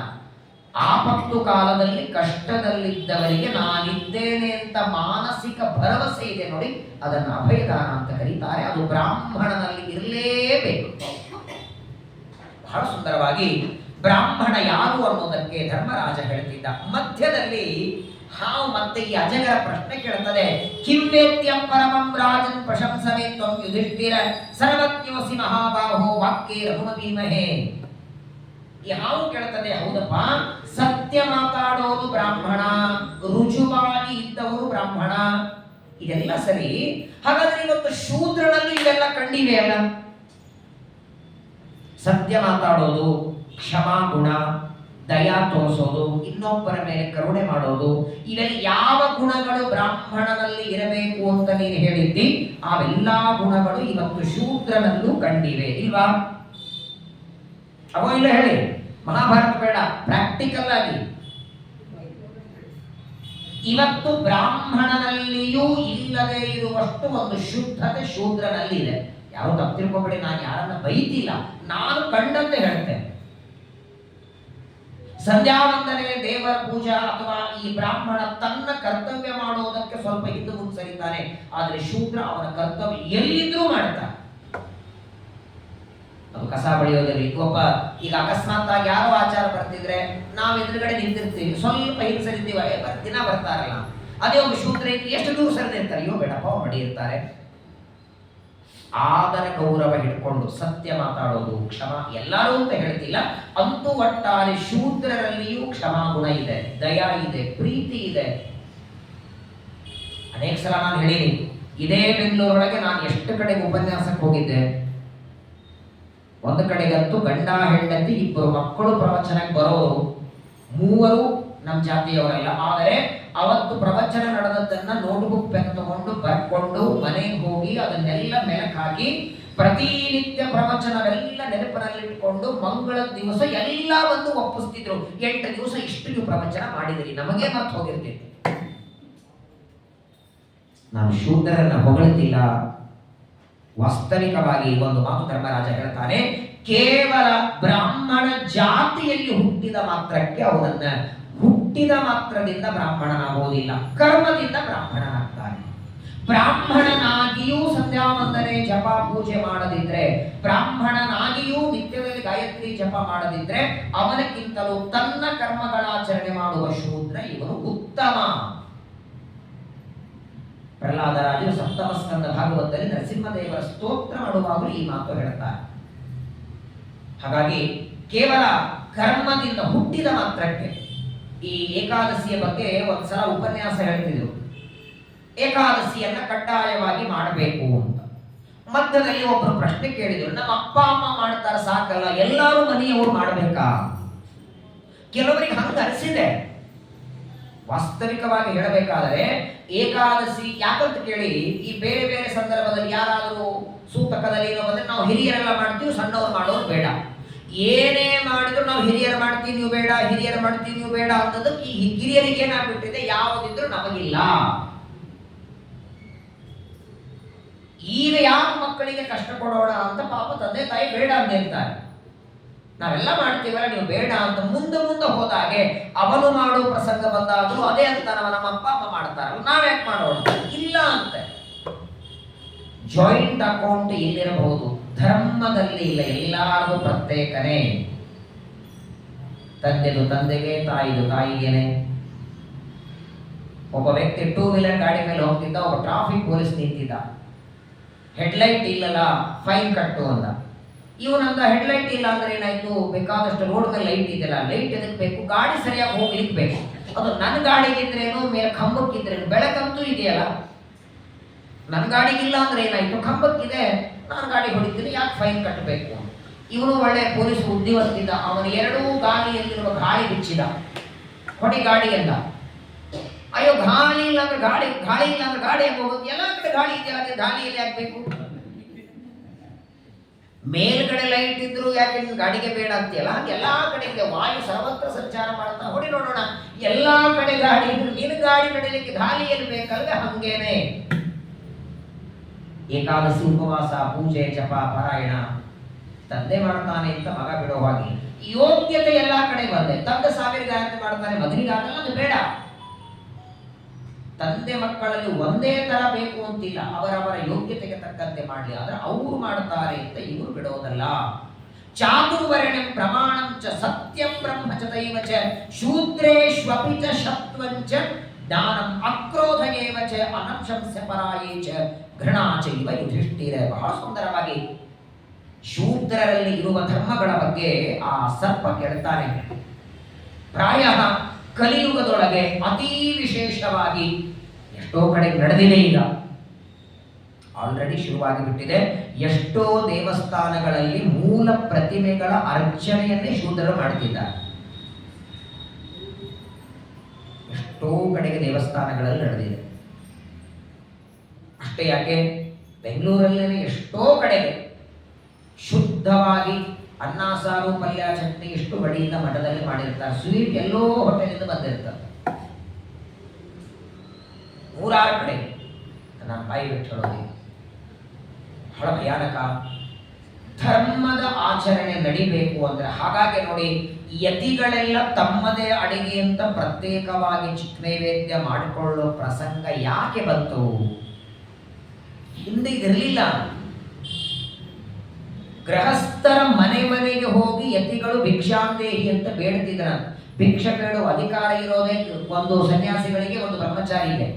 ಯಾವಾಗ ಗೃಹಸ್ಥರಲ್ಲಿ ಮಡಿ ಕಡಿಮೆ ಆಯಿತೋ, ಸದಾಚಾರತೆ ಕಡಿಮೆ ಆಯಿತೋ, ಆವಾಗ ಈ ಪ್ರತ್ಯೇಕ ಅಡಿಗೆಯ ಪ್ರಸಂಗ ಬಂತು.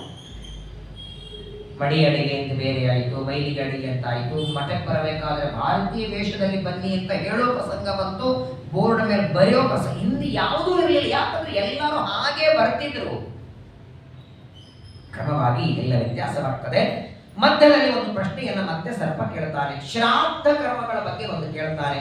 ಶ್ರಾದ್ದ ಕರ್ಮಗಳನ್ನ ಎಲ್ಲಿ ಮಾಡಬೇಕು, ಯಾವಾಗ ಮಾಡಬೇಕು? ಈ ಕೆಲವರಿಗೆ ಒಂದು ಪ್ರಶ್ನೆ ಇರ್ತದೆ. ಯಾರಾದರೂ ತಮ್ಮ ಹಿರಿಯರು ಹಳ್ಳಿ ಊರಲ್ಲಿ ಯಾವುದೋ ಒಂದು ಹಳ್ಳಿ ಮನೆಯಲ್ಲಿ, ಅವರು ಪಾಪ ಪ್ರಾಚೀನ ಕಾಲದಲ್ಲಿ ಒಂದು ಇದ್ದದ್ದು, ಮರಣ ಕಾಲ ಬಂತು ಅಂದ್ರೆ ತಾವು ಹಳ್ಳಿ ಊರಿಗೆ ಹೋಗ್ಬೇಕು, ನಾನು ಕಟ್ಟಿದ ಮನೆಯಾಗೆ ಸಾಯಬೇಕು ಅಂತ ಅವ್ರ ಇಚ್ಛಾ ಇರುತ್ತೆ. ಆ ಯಾವುದೋ ಒಂದು ಹಳ್ಳಿ ಊರಲ್ಲಿ ತಮ್ಮ ಆ ಮನೆಯಲ್ಲಿ ಮರಣ ಆಯಿತು ಅಂತ ಇಟ್ಕೊಳ್ಳಿ. ಆ ಊರಿನ ಸುತ್ತಮುತ್ತ ಬ್ರಾಹ್ಮಣರು ಇಲ್ಲ. ಹಾಗಾದ್ರೆ ಅವ್ರು ಯಾವ ಜಾಗದಲ್ಲಿ ಪ್ರಾಣ ಬಿಟ್ಟಿದ್ದಾರೆ ಅಲ್ಲೇನೆ ಶ್ರಾದ್ದ ಮಾಡಬೇಕಾ? ಬಹಳ ಜನ ಜಗಳ ಆಡ್ತಾರೆ. ಅವ್ರ ಪ್ರಾಣ ಹೋಗಿದ್ದಿಲ್ಲಿ, ಅವ್ರಿಗೆಲ್ಲ ಅಪೇಕ್ಷೆ ಇದ್ದದ್ದಿಲ್ಲಿ. ಇದಕ್ಕೆ ಏಕಾದಶ ಸ್ಕಂದ ಭಾಗವತಲ್ಲೂ ಕೃಷ್ಣ ಉತ್ತರ ಕೊಟ್ಟಿದ್ದಾನೆ. ಇಲ್ಲಿಯೂ ಅಜಗರನ ಪ್ರಶ್ನೆಗೆ ಧರ್ಮರಾಜ ಹೇಳ್ತಾನೆ, ಸವೈ ಪುಣ್ಯತಮೋ ದೇಶ ಸತ್ಪಾತ್ರಂ ಯತ್ರ ಲಭ್ಯತೆ. ಶ್ರಾದ್ದ ಮಾಡಲಿಕ್ಕೆ ಅವರು ಎಲ್ಲಿ ಮರಣ ಹೊಂದಿದ್ದಾರೆ ಅನ್ನೋದಕ್ಕಿಂತ ಸ್ವಲ್ಪ ದೂರದಲ್ಲಿ ಹೋದರೆ ನಿನಗೆ ಒಳ್ಳೆ ಸದ್ಬ್ರಾಹ್ಮಣರು ಸಿಕ್ತಿದ್ರೆ ಅವಶ್ಯವಾಗಿ ಬೇರೆ ದೇಶದಲ್ಲಿ ಹೋಗಿ ಶ್ರಾದ್ದ ಮಾಡಬಹುದು. ಶ್ರದ್ಧೆಯಿಂದ ಪಿತೃಗಳಿಗೆ ಕೊಡುವ ಅನ್ನ, ಆ ಅನ್ನವನ್ನ ನೀನು ಕೊಡುವಾಗ ಈಗ ನೋಡಿ, ಎಲ್ಲಿ ನಮ್ಮ ತಂದೆ ತಾಯಿ ಯಾವ ಹಳ್ಳಿಯಲ್ಲಿ ಹೋಗಿದ್ದಾರೆ ಅಲ್ಲಿ ಸಂಧ್ಯಾ ವಂದನೆನೂ ಮಾಡದೇ ಇರುವ ಬ್ರಾಹ್ಮಣರಿದ್ದಾರೆ. ಒಳ್ಳೆ ಜಪತಪ ಮಾಡುವ, ಶಾಸ್ತ್ರ ಪಾಠ ಪ್ರವಚನ ಮಾಡುವ ಬ್ರಾಹ್ಮಣರು ಸ್ವಲ್ಪ ದೂರದಲ್ಲಿ ನಿಮ್ಗೆ ಸಿಗುತ್ತಿದ್ರೆ ಈ ಸ್ಥಾನ ಬಿಟ್ಟು ಆ ಸ್ಥಾನದಲ್ಲಿ ಶ್ರಾದ್ದ ಮಾಡಿದ್ರು ತಪ್ಪಿಲ್ಲ. ಯಾಕಂತ ಕೇಳಿ, ಶ್ರಾದ್ದ ಅಂದ್ರೆ ನಾವೇನು ಇಲ್ಲಿ ಅನ್ನದಾನ ಮಾಡ್ತೇವೆ, ಈ ಅನ್ನವನ್ನ ಆ ಬ್ರಾಹ್ಮಣನಲ್ಲಿ ನಮ್ಮ ಪಿತೃಗಳು ಬಂದು ಅದನ್ನ ಸ್ವೀಕಾರ ಮಾಡ್ತಾರೆ. ಅನೇಕ ಸಲ ನಾನು ಹೇಳಿದ್ದೇನೆ, ದಶರಥ ರಾಜನ ದೇಹ ಬಿಟ್ಟ ಮೇಲೆ ಅವನ ಮಾಸಿಕ ಶ್ರಾದ್ದ ಶ್ರೀರಾಮ ಮಾಡ್ತಿದ್ದ. ಪ್ರತಿ ಮಾಸಿಕ ಶ್ರಾದ್ದ ಮೊದಲಿನ ಒಂದೆರಡು ಮಾಸಿಕ ಭರತ ಮಾಡದ, ಅಲ್ಲಿ ಒಂದು ಮಾಸಿಕ 4 ಜನ ಸೇರಿ ಅರಣ್ಯದಲ್ಲಿ ಮಾಡ್ತಾರೆ. ರಾಮ, ಲಕ್ಷ್ಮಣ, ಭರತ, ಶತ್ರುಘ್ನರು. ಈ ಭರತ ಕೈಲಿ ಬಂದಿರ್ತಾನೆ ರಾಮನಿಗೆ. ಮಾಸಿಕ ಶ್ರಾದ್ದ ಬಂತು, ಸೀತಾದೇವಿ ಅಡಿಗೆ ಮಾಡ್ತಾಳೆ, ರಾಮದೇವರು ಶ್ರಾದ್ದ ಮಾಡ್ತಾರೆ, ವಸಿಷ್ಠರು ಊಟ ಕೂತಿದ್ದಾರೆ. ಊಟಕ್ಕೆಲ್ಲ ಬಡಿಸಿ ಆಯಿತು, ಕೃಷ್ಣಾರ್ಪಣ ರಾಮ ಹೇಳ್ತಾನೆ. ಇನ್ನೇನು ವಸಿಷ್ಠರ ಊಟ ಪ್ರಾರಂಭವಾಗಿ ಮೊದಲಿಗೆ ಹಾಕಿದ ಅನ್ನ ಸಾರ ಊಟ ಆಯಿತು, ಇನ್ನು ಭಕ್ಷ್ಯ ಬಡಿಸ್ಬೇಕು. ಅಡಿಗೆ ಮನೆಯಿಂದ ಬಾ ಅಂತ ಸೀತಾದೇವಿಯನ್ನು ರಾಮ ಕರೀತಾನೆ, ಬರಲೇ ಇಲ್ಲ. ಎಷ್ಟೊತ್ತಾರು ಕೊನೆಗೆ ಏನಾಯ್ತು ಅಂತ ರಾಮ ಒಳಗೆ ಬರ್ತಾನೆ. ಇಲ್ಲ, ಇನ್ನು ಮುಂದಿದ್ದೆಲ್ಲ ನೀವೇ ಬಡಿಸಿ ಅಂತ ಸೀತಾದೇವಿ ಅಂತಾಳೆ. ಯಾಕೆ ಅಂತ ರಾಮ ಕೇಳ್ತಾನೆ, ಊಟ ಮಾಡುವ ವಸಿಷ್ಠರಲ್ಲಿ ಮಾವನಾದ ದಶರಥನನ್ನ ನಾನು ಕಂಡೆ ಅಂತ. ದಶರಥ ರಾಜ ಕಂಡ, ಪರವಾಗಿಲ್ಲ, ನಿಮ್ಮ ಮಾವನನ್ನೇ ನೋಡಿದ್ಯಲ್ಲ, ಮಾವನ ದರ್ಶನ ಆಯ್ತು, ಯಾಕೆ ಸಂಕೋಚ ಅಂತ ಸೀತಾದೇವಿ ಅಂತಾಳೆ, ನನ್ನ ಮಾವನ ನನ್ನ ಸರ್ವ ಆಭರಣಗಳಿಂದ ಯುಕ್ತಾಗಿ ಯಾವಾಗಲೂ ನೋಡಿದ್ದು, ಈಗ ಈ ಅವಸ್ಥೆಯಲ್ಲಿ ನೋಡಿದ್ರೆ ಎಲ್ಲಿ ಶ್ರಾದ್ದ ದಿನ ದುಃಖ ಮಾಡ್ಕೊಳ್ತಾರೆ, ನಾನು ಬರಲ್ಲ ಅಂತ. ಪ್ರಾಯ ಶ್ರಾದ್ದ ಊಟ ಮಾಡುವ, ಶ್ರಾದ್ದಕ್ಕೆ ಆಮಂತ್ರಣ ಅಂತ ನಾವು ಕೊಡಬೇಕಾದ್ರೆ ಆ ಬ್ರಾಹ್ಮಣನಲ್ಲಿ ಏನಿರಬೇಕು ಎಲ್ಲ ನಾವು ಇವತ್ತು ನೋಡ್ಲಿಕ್ಕಾಗಲ್ಲ. ಸುಮಾರು 3 ಅಧ್ಯಾಯ ಇದೆ. ಶ್ರಾದ್ದ ಊಟಕ್ಕೆ ಕರೆಯುವ ಬ್ರಾಹ್ಮಣನಲ್ಲಿ ಇರಬೇಕಾದ ಕನಿಷ್ಠ ಗುಣಗಳು. ಕೊನೆ ಪಕ್ಷ ಗಾಯತ್ರಿ ಜಪ ಮಾಡ್ತಿರಬೇಕು. ಯಾವ ದಿನ ಶ್ರಾದ್ದ ಊಟಕ್ಕೆ ಹೋಗ್ತಾನೆ ಅವತ್ತು ಸಾಯಂಕಾಲ ಅವನು ಊಟ ಮಾಡಬಾರದು. ಶ್ರಾದ್ದ ಊಟಕ್ಕೆ ಬರೋ ದಿನ ಕ್ಷೌರ ಮಾಡ್ಕೋಬಾರದು, ಎಣ್ಣೆ ಹಚ್ಕೊಂಡು ಸ್ನಾನ ಮಾಡಬಾರದು, ಹಲ್ಲು ತಿಕ್ಕಬಾರದಂತೆ. ಶ್ರಾದ್ದ ಊಟ ಮಾಡೋರು ಕ್ಷೌರ ಇಲ್ಲ, ಅಭ್ಯಂಜನ ಇಲ್ಲ, ಹಲ್ಲು ತಿಕ್ಕೋದಿಲ್ಲ. ಯಾಕೆ ಅಂದ್ರೆ ಮನೆ ಬಾಗಿಲವರೆಗೆ ಬಂದ ಪಿತೃಗಳು ಶಾಪ ಕೊಟ್ಟು ಹೋಗ್ತಾರೆ, ಎಂತ ಬ್ರಾಹ್ಮಣನನ್ನ ನನ್ನ ಶ್ರಾದ್ದಕ್ಕೆ ಕರೆದಿದ್ದಿ. ಶ್ರಾದ್ದ ಮಾಡುವ ಯಜಮಾನನಿಗೆ ಇರುವಷ್ಟು ನಿಯಮಗಳು ಶ್ರಾದ್ದ ಭೋಜನ ಮಾಡುವವರಿಗೆ. ಹಾಗಾಗಿನೇ ಶ್ರಾದ್ದಕ್ಕಾಗಿ ವಿಸ್ತಾರ ಮಾಡಬೇಡಿ ಅಂತಾನೆ. ನಿನಗೆ ಬೇಕಾದಷ್ಟು ಸಂಪತ್ತು ಕೊಟ್ಟಿದ್ದಾನಲ್ಲ, ಅದನ್ನ ಬೇರೆ ಸಂದರ್ಭದಲ್ಲಿ ದಕ್ಷಿಣೆ ಕೊಡು. ಶ್ರಾದ್ದಕ್ಕಾಗಿ 10 ಜನರನ್ನ ಕರಿಬೇಡ. ಯಾರೋ ಒಬ್ಬರಿಗೆ ಏನೋ ಅನಿವಾರ್ಯವಾಗಿ ಶ್ರಾದ್ದ ಊಟ ಆದ ಮೇಲೆ ವಾಂತಿಯಾದರೆ ಮತ್ತೆ ಅಡಿಗೆಯೆಲ್ಲ ಚೆಲ್ಲಿ ಬೇರೆ ಅಡಿಗೆ ಮಾಡಿ ಬೇರೆ ಬ್ರಾಹ್ಮಣರನ್ನು ಕರೆದು ಮತ್ತೆ ಶ್ರಾದ್ದ ಮಾಡಬೇಕು. ಶ್ರಾದ್ಧೆ ಕುರಿಯಾಂ ನ ವಿಸ್ತರಂ ಅಂತ ಬಹಳ ನಿಯಮಗಳು ಶ್ರಾದ್ದದ ಸಂದರ್ಭದಲ್ಲಿ ಮಾಡಬೇಕಾದದ್ದು. ಅದರ ಅಡಿಗೆ ಹೇಗಿರಬೇಕು, ಶ್ರಾದ್ದಕ್ಕೆ ನೀರು ಯಾವುದು, ಅಡಿಗೆಯಲ್ಲಿ ಏನೇನು ಪದಾರ್ಥ ಬಳಸಬಹುದು, ಏನು ನಿಷಿದ್ಧ, ಕೆಲವು ಪದಾರ್ಥಗಳು ಬೇರೆ ಸಂದರ್ಭದಲ್ಲಿ ಬಳಸಬಹುದು, ಆದರೆ ಅದನ್ನ ಶ್ರಾದ್ದದ ಸಂದರ್ಭದಲ್ಲಿ ಬಳಸೋ ಹಾಗಿಲ್ಲ. ವೇದ್ಯಂ ಸರ್ಪ ಪರಂ ಬ್ರಹ್ಮ ನಿರ್ದುಃಖಂ ಅಸುಖಂ ಚಯತ್. ಮತ್ತೊಂದು ಪ್ರಶ್ನೆ ಕೇಳ್ತಾನೆ, ಇಡೀ ಪ್ರಪಂಚದೊಳಗೆ ಸುಖವೂ ಇಲ್ಲ ದುಃಖವೂ ಇಲ್ಲದ ಒಬ್ಬ ವ್ಯಕ್ತಿ ಇದ್ದಾನೆ, ಯಾರು? ಸುಖವೂ ಇಲ್ಲ ದುಃಖವೂ ಇಲ್ಲ. ಧರ್ಮರಾಜ ಅಂತ ಒಂದ ಸುಖ ಆದ್ರೆ ಇರಬೇಕು, ದುಃಖ ಆದ್ರೆ ಇರಬೇಕು. ಸುಖ ದುಃಖಗಳ ಎರಡೂ ಇಲ್ಲದೆ ಇದ್ದ ವ್ಯಕ್ತಿ ಅಂದ್ರೆ ಭಗವಂತನೊಬ್ಬನೇ. ಹಾಗಾದ್ರೆ ದೇವರಿಗೆ ಸುಖ ಇಲ್ಲ ಅಂದ್ರೆ ಅನ್ಬೇಡಿ, ಪ್ರಾಕೃತ ಸುಖ ಇಲ್ಲ. ನಮ್ಮಂತೆ ಊಟ ಮಾಡಿದಾಗ ಆನಂದ, ಏನೋ ನೋಡಿದಾಗ ಆನಂದ, ಹೊಸ ಬಟ್ಟೆ ಹಾಕೊಂಡಾಗ ಆನಂದ ಇಲ್ಲ. ಪ್ರಾಕೃತವಾದ ಸುಖರಹಿತ ಅಪ್ರಾಕೃತ ಸುಖ ರೂಪರಾದ ಪರಮಾತ್ಮ ಆ ಭಗವಂತ ಎಲ್ಲರ ಒಳಗೆ ಬಿಂಬ ರೂಪದಿಂದ ಒಳಗಿದ್ದಾನೆ. ಮತ್ತೆ ಒಂದು ಪ್ರಶ್ನೆ ಕೇಳ್ತಾನೆ, ಮರಣ ಅಂತ ಯಾರಿಗೆ ಇದು ಮರಣ? ಜೀವನಿಗೋ ಶರೀರಕ್ಕೋ? ಸರ್ಪದ ಪ್ರಶ್ನೆ. ಮರಣ ಯಾರಿಗೆ? ಜೀವನಿಗೋ ದೇಹಕ್ಕೋ? ದೇಹಕ್ಕೆ. ದೇಹಕ್ಕೆ ಮರಣ ಅಂದ ಮೇಲೆ ಯಾರಾದರೂ ಮರಣ ಹೊಂದಿದ್ರೆ ಯಾಕಷ್ಟು ಆಳ್ಬೇಕು? ಯಾಕಂದ್ರೆ ಆ ದೇಹ ಬಿದ್ರೆ ಇನ್ನೊಂದು ದೇಹ ರೆಡಿ ಇರತ್ತಲ್ಲ. ಆತ್ಮ ಅಂತೂ ಅನಾದಿ ನಿತ್ಯ ಅಲ್ವಾ? ಹಳೇದಾದ ಸೀರೆ ಪೂರ 4-5 ವರ್ಷ ಉಟ್ಕೊಂಡು ಹಳೇದಾಗಿ ಅಂತ ಸೀರೆಯನ್ನ ಎಲ್ಲೋ ಒಣ ಹಾಕಿದ್ರೆ ಯಾರೋ ಎತ್ಕೊಂಡು ಹೋದ್ರೆ ದುಃಖ ಆಗತ್ತಾ? ಹಳೇದಾಗಿದೆ ಅಂತ ಹಂಗೇನೆ. ಇದು 80 ವರ್ಷದ ಹಳೆ ಶರೀರ. ಇದು ವಾಸಾಂಸಿ ಜೀರ್ಣಾನಿ ಯಥಾ ವಿಹಾಯ. ಇದೇ ಕೃಷ್ಣ ದೃಷ್ಟಾಂತ ಕೊಡ್ತಾನೆ. ಹಳೇದಾದ ಬಟ್ಟೆ ಹರಿದು ಹೋದರೆ ಅಥವಾ ಯಾರಾದರೂ ಕಳತನ ಮಾಡಿ ಕೊಂಡೋದ್ರೆ ದುಃಖ ಆಗಲ್ಲ. ಹಾಗೊಬ್ಬ 80-90 ವರ್ಷದ ವ್ಯಕ್ತಿ ಹೋದ್ರೆ ದುಃಖ ಯಾಕೆ? ಇನ್ನು ಹುಟ್ಟವನ್ನು ಹೋದ ಅಂತ ಆನಂದ ಪಡಬೇಕು. ಯಾಕಂದ್ರೆ ಈ ಶರೀರದೊಳಗೆ ವಾತ, ಪಿತ್ತ, ಶುಗರು, BP 108 ರೋಗ ಇತ್ತು. ಜನ್ಮಾಂತರದಲ್ಲಿ ಹೊಸ ಶರೀರ ರೆಡಿ ಇಟ್ಟಿದ್ದಾರೆ. ಯಾವಾಗಲೂ ನೋಡಿ, ಈ ಶರೀರ ಬಿಡಬೇಕಾದ್ರೆ ಆಲ್ರೆಡಿ ಇನ್ನೊಂದು ರೆಡಿ ಇರಬೇಕು. ಹೆಂಗೆ ನಡಿಬೇಕಾದ್ರೆ ಮುಂದಿನ ಹೆಜ್ಜೆ ಇಟ್ಟಾಗಲೇ ಹಿಂದಿನ ಎತ್ತೀವೋ ಇಲ್ಲೋ, ಹಾಗೆ ಮುಂದೊಂದು ಶರೀರ ಇದ್ರೆ ಇದನ್ನ ಬಿಡ್ತಾನೆ. ಹಳೆ ಮೊಬೈಲ್ ಕೊಡಿ, ಅದೇ ರೇಟ್ ಇಂದ ಹೊಸದು ಇನ್ನೊಂದು ಮೊಬೈಲ್ ಕೊಡ್ತೇವೆ ಅಂತ ತಕ್ಷಣ ಒಯ್ದು ಕೊಡ್ತೀವೋ ಇಲ್ಲೋ, ಹಂಗೇನೆ ದೇವರು ಈ ಹಳೆಯ ಶರೀರ ಬಿಡು, ಇನ್ನೊಂದು ಹೊಸದಿಟ್ಟಿದ್ದೇನೆ, ಒಳ್ಳೆ ಚೆನ್ನಾಗಿದೆ, ಯಂಗಾಗಿದೆ, ಆ ಶರೀರದಲ್ಲಿ ಶುಗರ್ ಇಲ್ಲ, BP ಇಲ್ಲ, ಮಾತ್ರೆ ತಗೊಳ್ಬೇಕಾಗಿಲ್ಲ, ಚುಚ್ಕೋಬೇಕಾಗಿಲ್ಲ, ಬೇಕಾದಷ್ಟು ಸಿಹಿ ತಿನ್ನಬಹುದು, ಒಳ್ಳೆ ಶರೀರ ಕೊಡುತ್ತೇನೆ ಅಂದ್ರೂ ಇದನ್ನು ಬಿಡ್ಲಿಕ್ಕೆ ರೆಡಿ ಇಲ್ಲ. ಆದರೆ ಒಂದು ಮಾತು ಸತ್ಯ, ಮರಣ ಅನ್ನೋದು ಈ ಒಂದು ಶರೀರಕ್ಕೆ ಬರುತ್ತೆ. ಇದರ ಒಳಗೆ 3 ಇದೆ. ಇನ್ನು ಮೇಲೆ ಕಾಣುವುದು ಸ್ಥೂಲ ದೇಹ, ಅದರೊಳಗೆ ಅನಿರುದ್ಧ ಶರೀರ, ಅದರೊಳಗೆ ಲಿಂಗ ಶರೀರ, ಅದರೊಳಗೆ ಸ್ವರೂಪ ಶರೀರ. ಸ್ವರೂಪ ಶರೀರದಲ್ಲಿ 8 ದಳದ ಕಮಲ, ಅಲ್ಲಿ ವಾಯುದೇವರು, ಅಲ್ಲಿ ಪರಮಾತ್ಮ, ಆ ಕೊನೆಗೆ ಜೀವ ಇದ್ದಾರೆ. ವ್ಯವಸ್ಥೆ ನೋಡಿ. ಹಾಗಾಗಿ ಪ್ರತಿ ಬಾರಿ ಜನ್ಮ ಮರಣ ಇದು ಮೇಲೆ ಇರುವ ಒಂದು ಹೊದಿಕೆ ಬೀಳುತ್ತದಷ್ಟೇ. 3 ಶರೀರಗಳ ಸಹಿತವಾಗಿಯೇ ಜೀವ ಹೋಗ್ತಾನೆ. ಇನ್ನೊಂದು ಪ್ರಶ್ನೆ ಅಜಗರ ಕೇಳ್ತಾನೆ, ಈ ಜನ್ಮದಲ್ಲಿ ಮಾಡಿದ ಕರ್ಮಗಳು ಮುಂದಿನ ಜನ್ಮಕ್ಕೆ ಹೆಂಗೆ ಬರ್ತವೆ? ಈಗ ನೀವೆಲ್ಲ ಹೇಳ್ತೀರಲ್ಲ, ಹಿಂದಿನ ಜನ್ಮದ ಕರ್ಮ, ಏನೇ ಕಷ್ಟಗಳ ಬಂದ್ರು ಜನ್ಮಾಂತರದ ಕರ್ಮ ಅಂತೀವಿ. ಜನ್ಮಾಂತರದಲ್ಲಿ ಯಾವ ಶರೀರದಲ್ಲಿ ಕರ್ಮ ಮಾಡಿದ್ದೇವೆ ಆ ಶರೀರ ಅಂತೂ ಅಲ್ಲೇ ಬಿದ್ದು ಹೋಗಿದೆಯೋ ಇಲ್ಲೋ? ಆ ಶರೀರ ಅಲ್ಲೇ ಬಿದ್ದ ಮೇಲೆ ಅಲ್ಲಿ ಮಾಡಿದ ಕರ್ಮಗಳು ಆ ಶರೀರ ಜೊತೆಗೆ ಹೋಯಿತು. ಶರೀರ ಮಾತ್ರ ಅಲ್ಲೇ ಬಿಟ್ಟು ಕರ್ಮಗಳು ಮಾತ್ರ ಇಲ್ಲಿವರೆಗೆ ಹೆಂಗೆ ಬಂತು? ಕರ್ಮಗಳು ಅಲ್ಲೇ ನಾಶವಾಗಬೇಕಲ್ಲ. ಅಂದ್ರೆ ನಾವು ಜನ್ಮಾಂತರದಲ್ಲಿ ಮಾಡಿದ ಕರ್ಮಗಳು ಈ ಶರೀರಕ್ಕೆ ಅಂಟಿಕೊಳ್ಳಲ್ಲ, ಅದು ಲಿಂಗ ದೇಹಕ್ಕೆ ಅಂಟಿಕೊಂಡಿರುತ್ತದೆ. ಲಿಂಗ ದೇಹ ಒಂದೇ. ಇದರ ಹಿಂದೆ ಬಂದ ಶರೀರದಲ್ಲೂ ಅದೇ ಲಿಂಗದೇಹ, ಅದರ ಹಿಂದೆನೂ ಅದೇ ಲಿಂಗದೇಹ, ಅದರ ಹಿಂದೆ ನೀವು 1000 ಲಕ್ಷ ಕೋಟಿ ಶರೀರಗಳ ಬರಲಿ, ಲಿಂಗದೇಹ ಒಂದೇ ಒಂದು.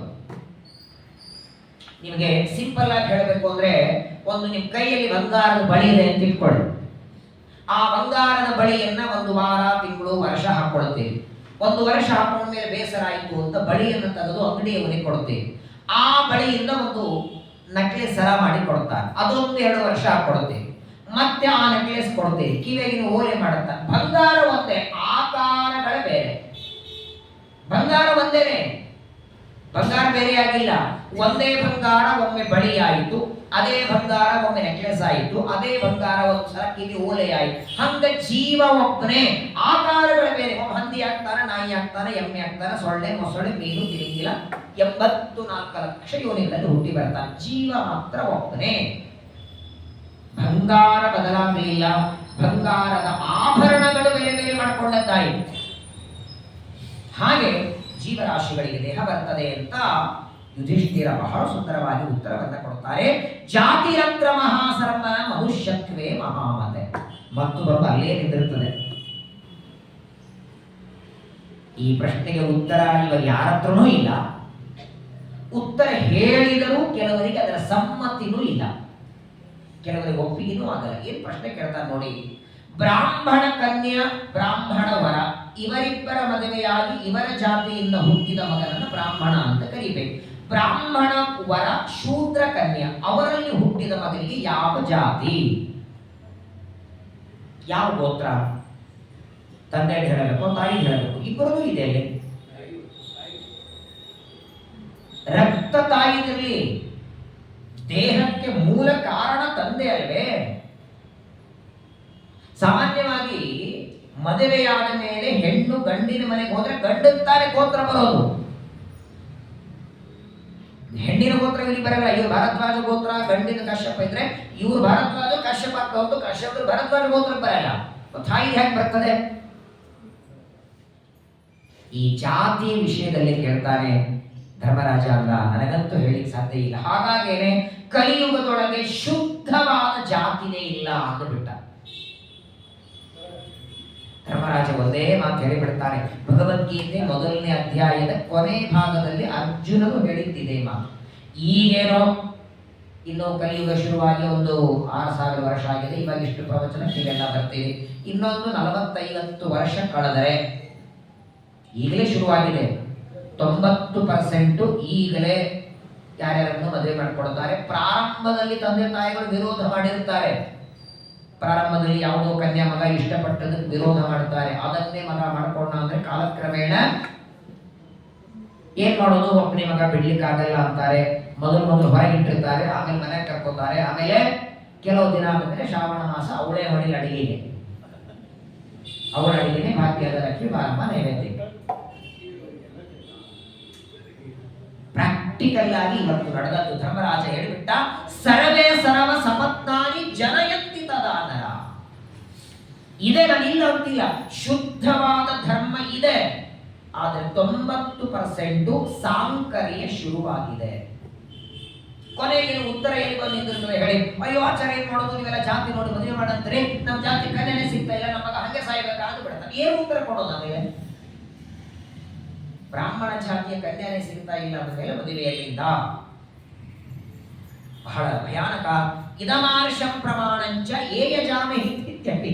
ಧರ್ಮರಾಜ ಅಂತಾನೆ ಸರ್ಪಕ್ಕೆ ಹೇಳದ, ಅಜಗರ ಸರ್ಪಕ್ಕೆ ಬೇರೆ ಏನಾದರೂ ಕೇಳು, ಪ್ರಶ್ನೆಗೆ ಉತ್ತರ ಕೊಡ್ತೇನೆ. ಜಾತಿ ವಿಷಯದಲ್ಲಿ, ಕುಲ ವಿಷಯದಲ್ಲಿ ನನ್ನ ಪ್ರಶ್ನೆ ಕೇಳಬೇಡ ಅಂದ. ಯಾರನ್ನ ಬ್ರಾಹ್ಮಣ ಅನ್ನಬೇಕು, ಯಾರನ್ನ ಕ್ಷತ್ರಿಯ ಅನ್ನಬೇಕು, ಯಾರನ್ನ ವೈಶ್ಯ ಅನ್ನಬೇಕು, ಯಾರನ್ನ ಶೂದ್ರ ಅನ್ನಬೇಕು, ಸಣ್ಣ ಸಣ್ಣ ಕಾರಣಕ್ಕೆ ಮೊದಲನೇದ್ದು ಕನ್ಯಾ ಸಿಗೋದೇ ಕಷ್ಟ. ಬ್ರಾಹ್ಮಣನಿಗೆ ಬ್ರಾಹ್ಮಣ ಕನ್ಯಾ ಸಿಗೋದು ಅತಿ ಸಣ್ಣ ಕಾರಣ. ಆ ಕಾರಣ ನೆನೆಸ್ಕೊಂಡ್ರೆ ಕಣ್ಣೊಳಗೆ ನೀರು ಬರ್ತದೆ. ಇದೇ ತರ ನಾವು ವಿದ್ಯಾಪೀಠದಲ್ಲಿ ಓದ್ಬೇಕಾದ್ರೆ ಒಬ್ಬರು ನಮ್ಮ ಆಚಾರ್ಯಗೊಂದು ಜಾತಕ, ಒಂದು ಮದುವೆ ಕಾರ್ಡ ತಂದು ಕೊಟ್ಟಿದ್ರು. ಮದುವೆ ಬರಬೇಕು, ನಾವು ಪಾಠ ಓದ್ತಾ ಇದ್ವಿ, ಆ ಗೃಹಸ್ಥ ತಂದು ಕೊಟ್ಟು ಆಚಾರ್ಯ ಅಕ್ಷತೆ ಹಾಕಿದ್ರು. ನನಗೇನು ಬರ್ಲಿಕ್ಕೆ ಆಗೋದಿಲ್ಲ ಅಂದರು. ಆ ಮದುವೆ ಆದ್ಮೇಲೆ 1 ತಿಂಗಳಾದ್ಮೇಲೆ ಅವರೇ ಬಂದಿದ್ರು. ಆಚಾರ್ಯ ಅಂತೂ ಮತ್ತೆ ಹೆಂಗಿದ್ದಾರೆ ಮಗ ಸೊಸೆ, ಚೆನ್ನಾಗಿದ್ದಾರೆ? ಅಯ್ಯೋ ಡೈವರ್ಸ್ ಆಯ್ತು ಆಚಾರ್ಯ, 1 ತಿಂಗಳು. ಒಳ್ಳೆ ಸಂಬಂಧ ಚೆನ್ನಾಗಿತ್ತಲ್ಲ, ಯಾಕೆ, ಏನ್ ಕಾರಣ ಏನು ಅಂದ್ರೆ, ಕಾರಣ ಕೇಳಿ ನಿಮ್ಗೆ ಎಲ್ಲರಿಗೂ ನಾಚಿಕೆ ಆಗ್ಬೋದು. ಅತೀ ಸಣ್ಣ ಕಾರಣ, ಮುಖ ತೊಳ್ಕೊಂಡ ಮೇಲೆ ಹಣೆ ಮೇಲೆ ಕುಂಕುಮ ಇರಲಿಲ್ಲ. ಈ ಬ್ರಾಹ್ಮಣ ಗಂಡಿರೋವರೆಗೆ ಕುಂಕುಮ ಇರ್ಬೇಕಮ್ಮ, ಹಚ್ಕೋ ಇಷ್ಟೇ ಅಂದ. ನನಗೆ ಯಾಕೆ ಕುಂಕುಮ ಹಚ್ಕೋದೆ ಅಂತ ಡೈವರ್ಸಿಗೆ ಅಪ್ಲೈ ಮಾಡಿ ಡೈವರ್ಸ್ ಕೊಟ್ಟು ಹೋಗೇಬೇಕು. ಸಣ್ಣ ಕಾರಣ. ತಾಳ್ಮೆ ಕಡಿಮೆ ಆಗಿದೆ. ಮೊದಲನೇದ್ದು ಇದು ಏನಾಗಿದೆ ಅಂದ್ರೆ, ಇದಕ್ಕೆ 90% ಈ ಸೀರಿಯಲ್ಗಳ ನೋಡ್ತಾರೆ ನೋಡಿ, ಟಿವಿ ಸೀರಿಯಲ್ ಒಳಗೆ ಒಬ್ಬನಿಗೆ 10 ಮದುವೆ ಮಾಡಿರ್ತಾರೆ. ಇವಳು ಸತ್ರೆ ಅವ್ರ ಮದುವೆ, ಅವ್ರು ಸತ್ರೆ, ಅಲ್ಲಿ ಏನ್ ಇವರಿಗೂ ಬೆಲೆ, ಅದರದ್ದೇನು ಮಹತ್ವನೇ ಇಲ್ಲ. ಇವ್ರು ಹೋದ್ರೆ ಇನ್ನೊಬ್ರು, ಅವ್ರು ಬಂದ್ರೆ ಮತ್ತೊಬ್ರು. ಏನು ವಾಚ ದತ್ತಾಮಯ, ಎಷ್ಟು ಮಂತ್ರ ಹೇಳ್ತಾರೆ ಮದುವೆ ಕಾಲದಲ್ಲಿ. ಯಾಕೆ ಜ್ಯೋತಿಷ್ಯವನ್ನ ನೋಡಿ, ವಧುವರರ ಜಾತಕ ನೋಡಿ ಯಾಕೆ ಮಾಡಿ ಅಂದ್ರೆ, ಕೊನೆಯವರೆಗೆ ಅವ್ರ ಜೊತೆಗಿರೋದು. ಪಂಚ ಹರಿದು ಹೋಗಿದೆ ಅಂತ ಬಿಸಾಕದ ಹಾಗೆ ಇದು ಬದಲಾಯಿಸಿಕೊಳ್ಳೋದಕ್ಕೆ ಅಥವಾ ಸಾಕು ಅಂತ ಬಿಸಾಕಿ ಇನ್ನೊಂದು ತಗೊಳ್ಳೋ ಹಾಗಲ್ಲ ಇದು. ದಾಂಪತ್ಯ ಜೀವನ, ಮದುವೆ ಅನ್ನೋದು ಎಷ್ಟು ಅಪರೂಪ. ಮುಂದೆ ಆ ಮಕ್ಕಳ ಮೇಲೆ ಆ ಸಂಸ್ಕಾರ ಬರಬೇಕು.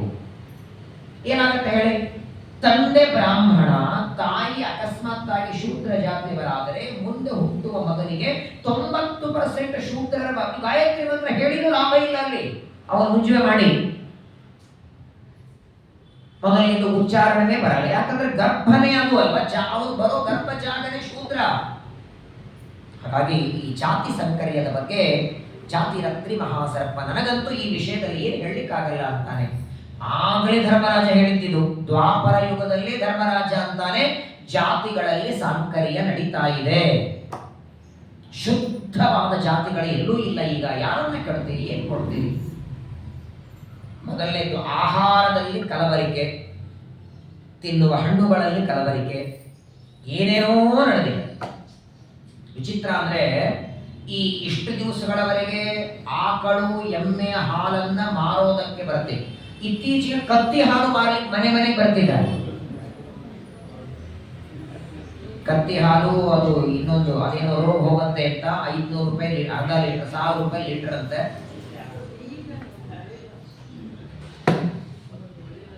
ಭಯಾನಕ. ಇದೆಲ್ಲ ಕಲಿಯುಗದಲ್ಲಿ ನಡಿಬೇಕಾದದ್ದು. ಹೇಗೆ ಉಳಿಯೋದು? ಶುದ್ಧವಾದ ನೈವೇದ್ಯದ ಅನ್ನ ಇಲ್ಲ, ಸದಾಚಾರತೆ ಇಲ್ಲ, ಸದ್ಬುದ್ಧಿ ಇಲ್ಲ. ಪ್ರಾಂಶ ಅವಧಾನ ಪುಂಸೋ ಜಾತಕರ್ಮ ವಿಧೀಯತೆ ತತಸ್ತು ನಾಮಕರಣಂ ತತ್ಕರಂತ ವಿಧೀಯತೆ. ಎಷ್ಟು ಇರೋದು ನೋಡಿ. ಹಿಂದಿನ ಕಾಲದಲ್ಲಿ 7 ದಿನ ಮಾಡ್ತಿದ್ರು ಮದುವೆ. ಒಂದು ದಿನ ಆ ಪರಸ್ಪರವಾಗಿ ನಿರೀಕ್ಷಣ, ಒಂದು ದಿನ ವಾಗ್ದಾನ, ಒಂದು ದಿನ ಮಾಂಗಲ್ಯ ಬಂಧನ, ಒಂದು ದಿನ ರಾಜ ಹೋಮ, ಒಂದೊಂದು ಕಾರ್ಯವಾಗಿ ಒಂದೊಂದು ದಿನ 7 ದಿನ ನಡೆಯೋ ಮದುವೆ. 7 ದಿನ ಹೋಗಿ 3 ದಿನ ಆಯಿತು, 3 ದಿನದ್ದು 2 ದಿನ ಆಯಿತು, 2 ದಿನದ್ದು ಒನ್ ಡೇ ಮ್ಯಾರೇಜ್ ಅಂತ ಆಯಿತು, 1 ದಿನದ್ದು 1 ಗಂಟೆಗೆ ಬಂತು, 1 ಗಂಟೆನೂ ಹೋಗಿ 1 ಸಿಗ್ನೇಚರ್ ಬಂದು ನಿಂತಿದೆ. ಈಗ 1 ಸಿಗ್ನೇಚರ್ ಹಾಕಿದರೆ ಮದುವೆ, ಇನ್ನೊಂದು ಸಿಗ್ನೇಚರ್ ಹಾಕಿದ್ರೆ ಡೈವರ್ಸ್ ಮನೆಗೆ ಬಂದು ಕೂತ್ಕೊಳ್ಳೋದು. ಸಂಸ್ಕಾರಗಳಿಗೆ ಬೆಲೆ ಇಲ್ಲ, ಮಂತ್ರಗಳಿಗೆ ಬೆಲೆ ಇಲ್ಲ, ಮಂತ್ರ ಹೇಳೋರಿಗೆ ಬೆಲೆ ಇಲ್ಲ. ಇದೆಲ್ಲ ಕಲಿಯುಗದಲ್ಲಿ ನಡೀತದೆ. ಅನೇಕ ವಿಚಾರಗಳನ್ನ ಆ ಸರ್ಪ ಪ್ರಶ್ನೆ ಕೇಳ್ತಾನೆ, ಧರ್ಮರಾಜ ಉತ್ತರವನ್ನ ಕೊಡ್ತಾನೆ. ಪಾತ್ರೆ ದತ್ವಾ ಪ್ರಿಯಾಣ್ಯುಕ್ತ. ಮತ್ತೊಂದು ಕೇಳ್ತಾನೆ, ದಾನ ಅಂತ ಕೊಡಬೇಕಾದರೆ ಪಾತ್ರ ನೋಡಿ ಯಾಕೆ ಕೊಡ್ಲಿ ಅಂತ ಕೇಳ್ದ. 3 ಹೇಳಿದೆ ನೀನು. ಯಾರಿಗೆ ದಾನ ಮಾಡಬೇಕಾದರೆ ಮೊದಲನೇದು ದೇಶ, 2ನೇದು ಕಾಲ, 3ನೇದು ಪಾತ್ರ. ದೇಶ ನೋಡ್ಬೇಕು, ಸರಿ, ಎಲ್ಲೋ ಕಸ ಇದ್ದಲ್ಲಿ ಎಲ್ಲಿ ಕೊಡಬಾರ್ದು, ಒಳ್ಳೆ ದೇಶದಲ್ಲಿ ಕೂತ್ಕೊಂಡು ಕೊಡಬೇಕು. ಕಾಲನು ಒಳ್ಳೇದಿರಬೇಕು. ಪಾತ್ರ ಯಾಕೆ ನೋಡಬೇಕು? ಪಾತ್ರ ನೋಡಿನೇ ಯಾಕೆ ದಾನ ಮಾಡಬೇಕಂದಾಗ ಧರ್ಮರಾಜ ಹೇಳ್ತಾನೆ, ಅಪಾತ್ರರಿಗೆ ದಾನ ಮಾಡಿದರೆ ಹಾನಿ ಏನಿದೆ? ಯಾವುದೇ ವಸ್ತು ಸಾಮಾನ್ಯವಾಗಿ ದಾನ ಕೊಡುವ ವ್ಯಕ್ತಿಯ ಅಪೇಕ್ಷೆ ಏನಿರ್ತದೆ ಹೇಳಿ? ತಮಗೇನೆ ಕೊಡ್ಲಿ, ತಾರೆನೆ ಕೊಡ್ಲಿ, ಪಂಚಪಾತ್ರ ಕೊಡ್ಲಿ, ಧೋತರ ಕೊಡ್ಲಿ, ಅಕ್ಕಿ ಬೇಳೆ ಕೊಡ್ಲಿ, ಏನೇ ಕೊಡ್ಲಿ, ದಾನ ಕೊಡುವ ವ್ಯಕ್ತಿ ಈ ಪದಾರ್ಥವನ್ನ ಈ ಆಚಾರಿಗೆ ಕೊಡ್ಲಿ, ಯಾರಿಗೆ ಕೊಡ್ಲಿ, ಇದನ್ನ ಒಳ್ಳೆಯದಕ್ಕೆ ಬಳಸಲಿ ಅಂತ ತಾನೆ. ಅಕ್ಕಿ ಇದ್ರೆ ನೈವೇದ್ಯಕ್ಕೆ, ವಸ್ತ್ರ ಇದ್ರೆ ದೇವರಿಗೆ ಅಥವಾ ಉಟ್ಕೊಳ್ಳಿಕ್ಕೆ, ತಮಗೆ ಇದ್ರೆ ಅಭಿಷೇಕಕ್ಕೆ. ಯಾವ ವಸ್ತುಗಳನ್ನ ದಾನ ರೂಪದಲ್ಲಿ ಕೊಡ್ತೀರಿ, ತಗೊಳ್ಳೋ ವ್ಯಕ್ತಿ ಅದನ್ನ ಯಾವ ರೀತಿ ಬಳಸ್ತಾನೆ, ಕೊಡೋರಿಗೆ ಅದರ ತಕ್ಕಂಗೆ ಪುಣ್ಯ ಬರ್ತದೆ. ಅಕಸ್ಮಾತ್ ಆಗಿ ಅಪಾತ್ರರಿಗೆ, ಅಯೋಗ್ಯರಿಗೆ ದಾನ ಕೊಟ್ರೆ ಅವರು ಅದನ್ನ ಯಾವುದಕ್ಕೆ ಬಳಕೆ ಮಾಡ್ತಾರೆ, ಆ ಪಾಪಕ್ಕೆ ಕೊಟ್ಟ ವ್ಯಕ್ತಿ ಗುರಿಯಾಗ್ತಾನೆ. ಇದೇ ಒಂದು 10 ರೂಪಾಯಿ ಯಾರಿಗೂ ಕೊಡಿ, ಅವನು ಹೋಗಿ ಒಂದು ಪಾಕಿಟ್ ಸರಿ ಕೊಡುದ ಅಂತ ಇಟ್ಕೊಳ್ಳಿ, ಅವನು ಸರಿ ಕೊಡೋದ್ರೊಳಗೆ ಅರ್ಧ ಪಾಪ ನಮ್ಮ ಅಕೌಂಟಿಗೆ ದೇವರ. ಇದು ಒಂದೇ ತಪ್ಪು ಅಂತಾನೆ ಬೇಡಿ. ಹಾಗಾಗಿ ಪಾತ್ರ ನೋಡಿ ದಾನ ಮಾಡಿ ಅಂತಾನೆ. ಪಾತ್ರೆ ದತ್ವಾ ಪ್ರಿಯಾಣ್ಯುಕ್ತ ಸತ್ಯಮುಕ್ವಾಚ ಭಾರತ. ಪ್ರಾಮಾಣಿಕವಾಗಿ ದಾನ ಕೊಡುವ ವಸ್ತು ಅದು ನಮ್ಮದೇ ಆಗಿರಬೇಕು. ಇನ್ನೊಬ್ಬರ ವಸ್ತುವನ್ನು ದಾನ ಕೊಡತಕ್ಕದ್ದಲ್ಲ, ಇನ್ನೊಬ್ಬರಿಗೆ ಹೇಳದೇನೆ ದಾನವೂ ಮಾಡತಕ್ಕದ್ದಲ್ಲ. ಮನೆಯೊಳಗೆ ಗಂಡ ಹೆಂಡತಿ ದಾನ ಮಾಡುವಾಗ ಹೆಂಡತಿನೇ ಮಾಡ್ಲಿ, ಗಂಡನೇ ಮಾಡ್ಲಿ, ಆ ದಾನ ಕೊಡುವ ವಸ್ತುವಿನ ಬಗ್ಗೆ ಇಬ್ಬರಿಗೂ ಗೊತ್ತಿರಬೇಕು. ಕೊಡೋದು ಯಾರೇ ಕೊಡ್ಲಿ, ಹೆಂಡತಿಗೆ ಮುಚ್ಚಿ ಗಂಡ ಮಾಡ್ಲಿ ಅಥವಾ ಗಂಡನಿಗೆ ಹೇಳದೆ ಹೆಂಡತಿ ಮಾಡಿದ್ರು ದಾನದ ಫಲ ಬರೋದಿಲ್ಲ. ಇವಾಗೆಲ್ಲ ಈ ಚಾತುರ್ಮಾಸ್ಯದಲ್ಲೇನೆ ಈ ದ್ವಾದಶಿ ಬೆಣ್ಣೆಯಲ್ಲಿ ಕೃಷ್ಣ ಇಟ್ಟು ದಾನ ಕೊಡ್ತಾರೆ. ನಮ್ಮ ಮನೆಗೆ ಒಬ್ಬರು ಬರ್ತಿದ್ರು, 4 ತಿಂಗಳು ದ್ವಾದಶಿ ಬರೋ ಬೆಳ್ಳಿ ಬೆಟ್ಟದಲ್ಲಿ ಕೃಷ್ಣನ ಇಟ್ಕೊಡ್ಬೇಕು. ಪ್ರತಿ ಸಲ ಬಂದಾಗ ನಾವು ಒಂದೇ ಪ್ರಶ್ನೆ, ಈ ದಾನ ನಿಮ್ಮ ಮನೆಯವರಿಗೆ ಗೊತ್ತಾ? ಅಯ್ಯೋ ಸರ್ವತಾ ಗೊತ್ತಿಲ್ಲ ಅಂತ ಹೇಳಕ್ ಹೋಗ್ಬೇಡಿ ಅಂತಾರೋ. ಮನೆಯವರಿಗೆಲ್ಲ ಹೇಳ್ಬೇಡಿ, ಅವರಿಗೆಲ್ಲ ಇದರಲ್ಲಿ ವಿಶ್ವಾಸ ಇಲ್ಲ. ಅಕಸ್ಮಾತ್ ನಾನು ಬೆಳ್ಳಿ ಬಟ್ಲ ಕೊಟ್ಟಿನಿ ಅಂತ ಗೊತ್ತಾದ್ರೆ ದೊಡ್ಡ ರಾಮಾಯಣ ಮನೆಯಲ್ಲಿ, ನಾನು ಬೇಡ ಅಂತ ದಾನ ನಾನು ಹೇಳೋದು. ಗಂಡನಿಗೆ ಕೊಡದೆ ದಾನ ಮಾಡಬೇಡಿ. ಯಾಕಂದ್ರೆ ನಾವೆಲ್ಲ ಭಾರತೀಯ ರಮಣ ಮುಖ್ಯ ಪ್ರಾಣಾಂತರ್ಗತ ಅಂದ್ರೆ ನೀವು ಪತ್ಯಂತರ್ಗತ ಭಾರತೀಯ ರಮಣ ಮುಖ್ಯ ಪ್ರಾಣಾಂತರ್ಗತ ಅನ್ಬೇಕು. ನಿಮ್ಗೆ ದೇವರ ದ್ವಾರನೇ ಅದು. ಅಲ್ಲ ಮತ್ತೆ ಗಂಡ ಅನುಮತಿ ಕೊಡಲ್ಲ, ಏನ್ ಮಾಡ್ಬೇಕು ಅದಕ್ಕೆ? ಎಷ್ಟೋ ಕಡೆಗೆ ದಾನ ಧರ್ಮಗಳಿಗೆ ಗಂಡ ಅನುಮತಿ ಕೊಡಲ್ಲ ಬಿಡಿ. ಇನ್ನು ನೀವು ಬೆಂಗಳೂರ ಜನ ಎಲ್ಲ ಪುಣ್ಯ ಮಾಡಿದ್ದೀರಿ, ಬೇರೆ ಊರುಗಳಲ್ಲಿ ಪ್ರವಚನಕ್ಕೆ ಹೋಗ್ಲಿಕ್ಕೆ ಅನುಮತಿ ಕೊಡಲ್ಲ ಅವರು ಗಂಡಂದರು. ತಾವಂತೂ ಬರೋದೇ ಇಲ್ಲ, ತಾವಂತೂ ಪ್ರವಚನಕ್ಕೆ ಹೋಗೋದು ಇಲ್ಲ. ಹೆಂಡತಿ ಒಂದು ಅರ್ಧ ಗಂಟೆ ಪ್ರವಚನಕ್ಕೆ ಹೋಗ್ತೇನೆ ಅಂದ್ರೆ ಎಷ್ಟು ಟಾರ್ಚರ್ ಕೊಡ್ತಾರೆ. ಸ್ವತಃ ಹೆಣ್ಮಕ್ಳೇ ನನ್ನ ಮುಂದೆ ಬಂದು ಹೇಳಿದ್ದು, ನಿತ್ಯ ಮನೆಯಲ್ಲೇ ಇದ್ದಾಗ 9 ಗಂಟೆ ಆದ್ರೂ ಹಸಿವೆ ಆಗಿಲ್ಲ. ಎಲ್ಲ ಪ್ರವಚನ ನಾನು 7ವರೆಗೆ ಊಟ ಬೇಕು ನೋಡು, 7ವರೆಗೆ ಬೇಕು. ಅಂದ್ರೆ ಆ 7ವರೆ ಊಟಕ್ಕೆ ಇವರು 7 ಗಂಟೆಗೆ, ಅದಕ್ಕಾಗಿ ಅವತ್ತಿನ ಪ್ರವಚನ ಕ್ಯಾನ್ಸಲ್ ಮಾಡಬೇಕು. ಇದಕ್ಕೂ ಉತ್ತರ ಮಹಾಭಾರತ ಮುಂದೆ ಕೊಡುತ್ತದೆ. ಒಂದು ಸಲ ಸತ್ಯಭಾಮಾದೇವಿ ದ್ರೌಪದಿ ಜೊತೆಗೆ ಮಾತಾಡ್ತಾರೆ. ಅಲ್ಲಿ ಹೇಳೋ ಮಾತಿದು, ಅದೊಂದ್ಸಲ ಯಾವಾಗ ಟೈಮ್ ಸಿಕ್ಕಾಗ ಹೇಳ್ತೀನಿ. ಪತಿವ್ರತ ಸ್ತ್ರೀಯರ ಧರ್ಮ ಏನು? ಬರೀ ಎಲ್ಲಾ ಧರ್ಮ ನಮ್ಮ ಗಂಡಂದ್ರಿಗೆ ಇದೆ, ಜಪಾನು ಅವ್ರೆ, ಪೂಜಾನು ಅವ್ರೆ, ಅವ್ರು ಮಾಡಿದ್ರೊಳಗೆ ಅರ್ಧ ನಮ್ಗೆ ಬಂದು ಬಿಡ್ತಾರೆ. ಖಶ್ ಏನು ಮಾಡೋದೇ ಬೇಡ, ಎಲ್ಲ ಹಂಗೆ ಅನ್ಕೊಂಡಿದ್ದಾರೆ. ಗಂಡ ಮಾಡೋದ್ರೊಳಗೆ ಅರ್ಧ ಭಾಗ ಹೆಂಡತಿಗೆ ಬರ್ತದೆ ಅಂತ ಹೇಳಿ ಎಲ್ಲಾನು ಅವರಿಲ್ಲ. ಪ್ರತ್ಯೇಕವಾಗಿ ಸ್ತ್ರೀಯರು ಮಾಡಬೇಕಾದ ಧರ್ಮ ಇದೆ. ಸ್ತ್ರೀಯರಿಗೂ ಜಪ ಇದೆ, ಅವರಿಗೂ ಗೋಪಿಚಂದನ ಧಾರಣೆ ಇದೆ, ಗದಾ ಮುದ್ರ, ನಾರಾಯಣ ಮುದ್ರ ಧಾರಣೆ ಇದೆ, ಮುದ್ರಾಧಾರಣೆ, ಗೋಪಿಚಂದನ ಧಾರಣೆ, ಕುಂಕುಮ ಧಾರಣೆ, ಅವರಿಗೂ ತುಳಸಿ ಪೂಜಾ. ಮಧ್ಯಾಹ್ನದ ಹೊತ್ತು ಸ್ತ್ರೀಯರು ಮಲಗಬೇಕೋ ಬೇಡೋ, ಅಡಿಗೆಯನ್ನ ಯಾವ ದಿಕ್ಕಿಗೆ ಮುಖ ಮಾಡಿ ಮಾಡಬೇಕು, ಎಷ್ಟೊತ್ತಿಗೆ ಅಡಿಗೆ ಪ್ರಾರಂಭ ಮಾಡಬೇಕು, ಏನ್ ಅಡಿಗೆ ಮಾಡಬೇಕು, ಅಡಿಗೆ ಮಾಡುವಾಗ ಏನ್ ಚಿಂತನ ತಲೆಯಲ್ಲಿ ಮಾಡಬೇಕು, ಇದೇ ಮಹಾಭಾರತ ಹೇಳುತ್ತದೆ. ರಾಘವೇಂದ್ರ ಸ್ವಾಮಿಗಳು ಅರ್ಥ ಇನ್ನು ವೆಂಕಟನಾಥರಿದ್ದಾಗ ಒಂದ್ಸಲ ಊಟಕ್ಕೆ ಹೋಗಿದ್ರು. ಒಬ್ಬರ ಗೃಹಸ್ಥರ ಮನೆ ಮದುವೆ, ಕರಿ ಪಂಜಾಬ್ ಕೂತಿದ್ರು. ಆ ಗೃಹಸ್ಥರ ಮನೆಯೊಳಗೆ ಬ್ರಾಹ್ಮಣರಿಗೆ ಹಚ್ಕೊಳ್ಳಿ ಗಂಧ ಬೇಕು, ಅವ್ರ ಆಚಾರ್ಯ ಇಷ್ಟು ತೆಗೆದಿಟ್ಬಿಟ್ಟಿದ್ರು.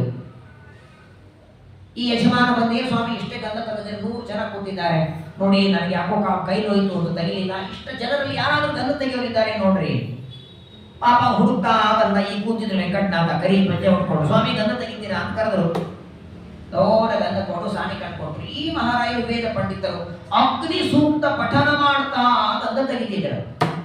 ಅಗ್ನಿಮೇಳೆ ಪುರೋಹಿತ ಬಾಯಿಯಿಂದ ಅಗ್ನಿ ಸೂಕ್ತ ಹೇಳ್ತಾ ವೆಂಕಟನಾಥರು ಗಂಧ ತೆಗೆದು ಕೊಟ್ರೆ ಹಚ್ಕೊಂಡ್ರೆ ಭಗ ಉರಿ. ಅಯ್ಯೋ ಗಂಧ ಉರಿತಾ ಇದೆ, ಕೈಯಲ್ಲಿ ಕಾರ್ಪುಡಿ ಹಾಕಿದ್ದೀರಾ, ಒಳ್ಳೆ ಮೆಣಸಿನಕಾಯಿ ಹಾಕಿದ್ದೀರಾ. ಮತ್ತೆ ಆ ಗಂಧವನ್ನ ತಂದು ಕೊಡ್ತಾರೆ, ವರುಣ ಸೂಕ್ತವನ್ನ ಹೇಳಿ ಪಠನ ಮಾಡ್ತಾರೆ. ಆಗ ಆ ಯಜಮಾನ ಸ್ವಾಮಿ ಯಾರು ಅಂತ, ನೀವು ಆಡಿದ ಮಾತು ಗಂಧದಲ್ಲಿ ಬರ್ತಿದೆ. ಸಾಮಾನ್ಯವಾಗಿ ನೋಡಿ, ಒಬ್ಬ ವ್ಯಕ್ತಿ ಏನ್ ಮನಸ್ಸಲ್ಲಿ ವಿಚಾರ ಮಾಡ್ತಾನೆ, ಏನ್ ಮಾತಾಡ್ತಾನೆ, ಅವನ ಮಾಡೋ ಕೆಲಸದಲ್ಲಿ ಬರ್ತದೆ. ಹಾಗಾಗಿ ಅಡಿಗೆ ಮಾಡುವಾಗ ದೇವರ ಸ್ಮರಣೆ ಮಾಡ್ತಾ ಮಾಡಿ. ಆ ಅಡಿಗೆ ಮಾಡಿ ನಿಮ್ ಗಂಡನಿಗೆ ಊಟಕ್ಕೆ ಹಾಕಿ, ನಿಮ್ಮ ಮಕ್ಕಳಿಗೆ ಊಟಕ್ಕೆ ಹಾಕಿ, ಮಾರನೇ ದಿನ ಸಂಧ್ಯಾವಂದನೆ ಮಾಡು ಅಂತ ನೀವು ಹೇಳೋದು ಬೇಡ, ಅವನೇ ತಟ್ಟಿ ತಗೊಂಡ್ಬರ್ತಾನೆ. ದೇವರ ಮಹಿಮೆಯನ್ನ ಗಾನ ಮಾಡುವ, ಭಗವಂತನ ಮಹಿಮೆಗಳನ್ನ ಕೇಳುತ್ತಾ ಹೇಳುತ್ತಾ, ಹೇಗೆ ಆ ಮಂತ್ರ ಹೇಳ್ತಾ ಗಂಧದಲ್ಲಿ ಶಕ್ತಿ. ರಾಯರ ಯೋಗ್ಯತೆ ನಮ್ಮ ಯೋಗ್ಯತೆ ಒಂದಲ್ಲ. ನಾವೇನು ಮನಸ್ಸಲ್ಲಿ ಚಿಂತನೆ ಮಾಡ್ತೇವೆ, ಬಾಯಿಯಿಂದ ಹಾಡ್ತೇವೆ, ಅದು ನಮ್ಮ ಕೆಲಸದಲ್ಲಿ ಬರ್ತದೆ.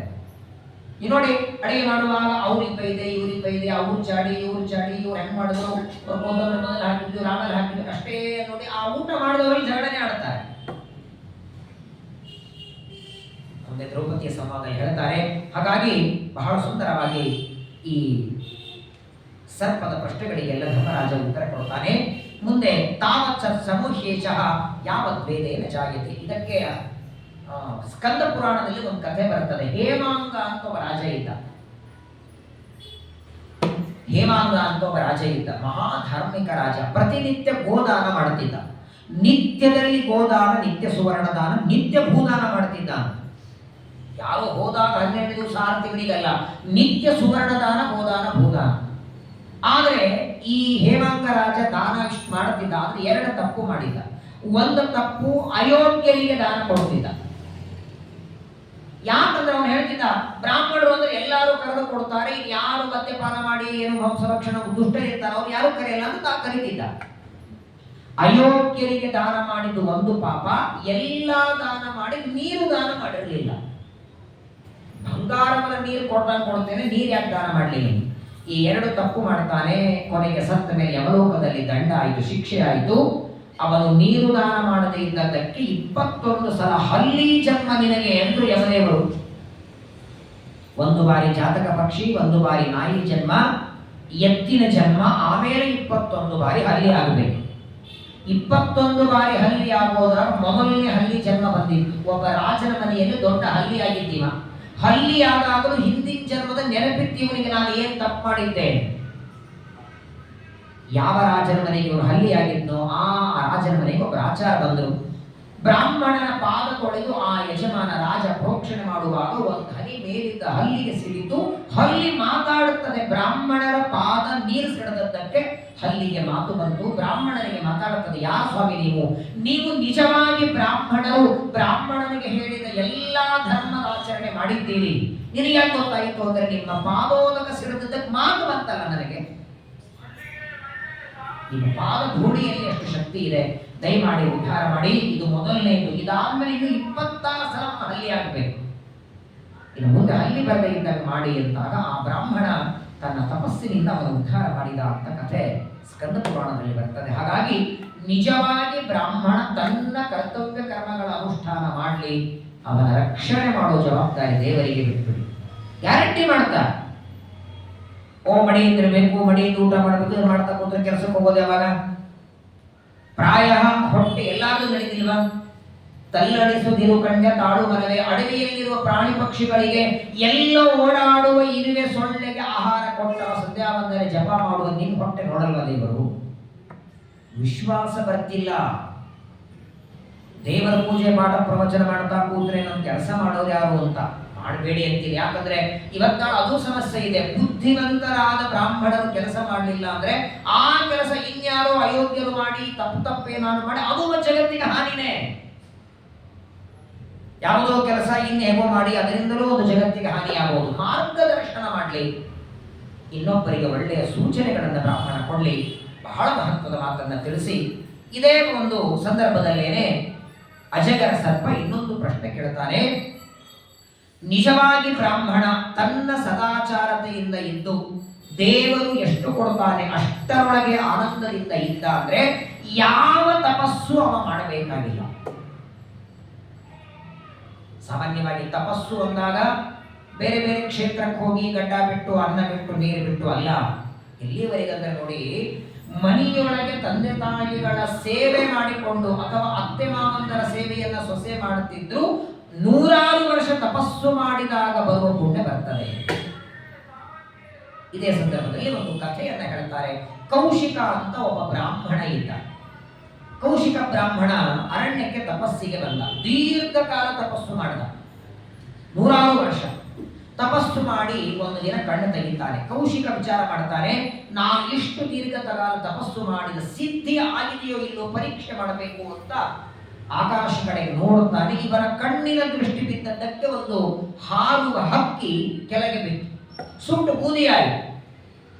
ಕಣ್ಣಿನ ನೋಟದಿಂದ ಒಂದು ಹಕ್ಕಿ ಕೆಳಗೆ ಬಿದ್ದು ಬೂದಿಯಾದಾಗ ಈ ಕೌಶಿಕ ಅನ್ಕೊಂಡ, ಓ ಪರವಾಗಿಲ್ಲ ಅಂತ. ಕಣ್ಣಿನ ದೃಷ್ಟಿ ಬಿದ್ದರೆ ಬೂದಿ ಆಗ್ತದೆ, ಇನ್ನೇನು ಬೇಕು, ಹೊರಟ ಎಲ್ಲ ಮನೆಗೆ ಹೋಗಬೇಕು, ಭಿಕ್ಷಾಂದೇಹಿ ಅಂತ ಬೇಡುತ್ತಿದ್ದ. ಒಂದು ಬಾರಿ ಬೇಡದಾಗ ಅವರು ತಂದು ಹಾಕ್ಲಿಲ್ಲ ಅಂದ್ರೆ ಕಣ್ಣು ಕೆಂಪು ಮಾಡುತ್ತಿದ್ದ, ಬೆಂಕಿ ಹತ್ತು ಬಿಡುತ್ತಿತ್ತು ಮನೆಗೆ. ತಪಸ್ಸು ಬೇರೆ ಮಾಡ್ಕೊಂಡು ಬಂದಿದ್ದಾಗ ಮತ್ತೆ ಎಲ್ಲರ ಖರ್ಚು ಮಾಡಬೇಕಲ್ಲ. ಅದು ತಪಸ್ಸು ಮಾಡಿದ ಪುಣ್ಯವನ್ನ ಮಂದಿಯ ಮನೆಗೆ ಬೆಂಕಿ ಹಚ್ತಿದ್ದ, ಎಲ್ಲರ ಮನೆಗೆ. ಇನ್ನು ಆ ಮನೆಗಿದ್ದಾರಂದ್ರೆ ಹಿಡ್ಕೊಂಡಿರ್ತಿದ್ರು ಭಿಕ್ಷೆಗೆ. ಇವರು ಬಾಗಿಲುವರೆಗೆ ಬಂದು 2 ಸಲ ಬೇಡೋದ್ರಲ್ಲಿ ಹಾಕ್ಲಿಲ್ಲ ಅಂದ್ರೆ ಬೆಂಕಿ ಹಚ್ತಾನೆ. ಹಾಗೆ ಬಂದ ಅಂತೆ ಒಂದು ಮನೆಯೊಳಗೆ ಅತ್ತೆ ಮಾವಂದನಿಗೆ ಒಬ್ಬ ಸೊಸೆ ಹಾಸಿಗೆ ಕೊಡ್ತಾ ಇದ್ದು ಭಿಕ್ಷಾಂದೇಹಿ ಅಂದ. ಒಳಗಿನಿಂದ ಈ ಸೊಸೆ ಅಂತಾಳೆ, ಹಾಸಿಗೆ ಕೊಡ್ತಿದ್ದೇನೆ, ಇವ್ರಿಗೆ ಹಾಸಿ ಬರೋವರೆಗೆ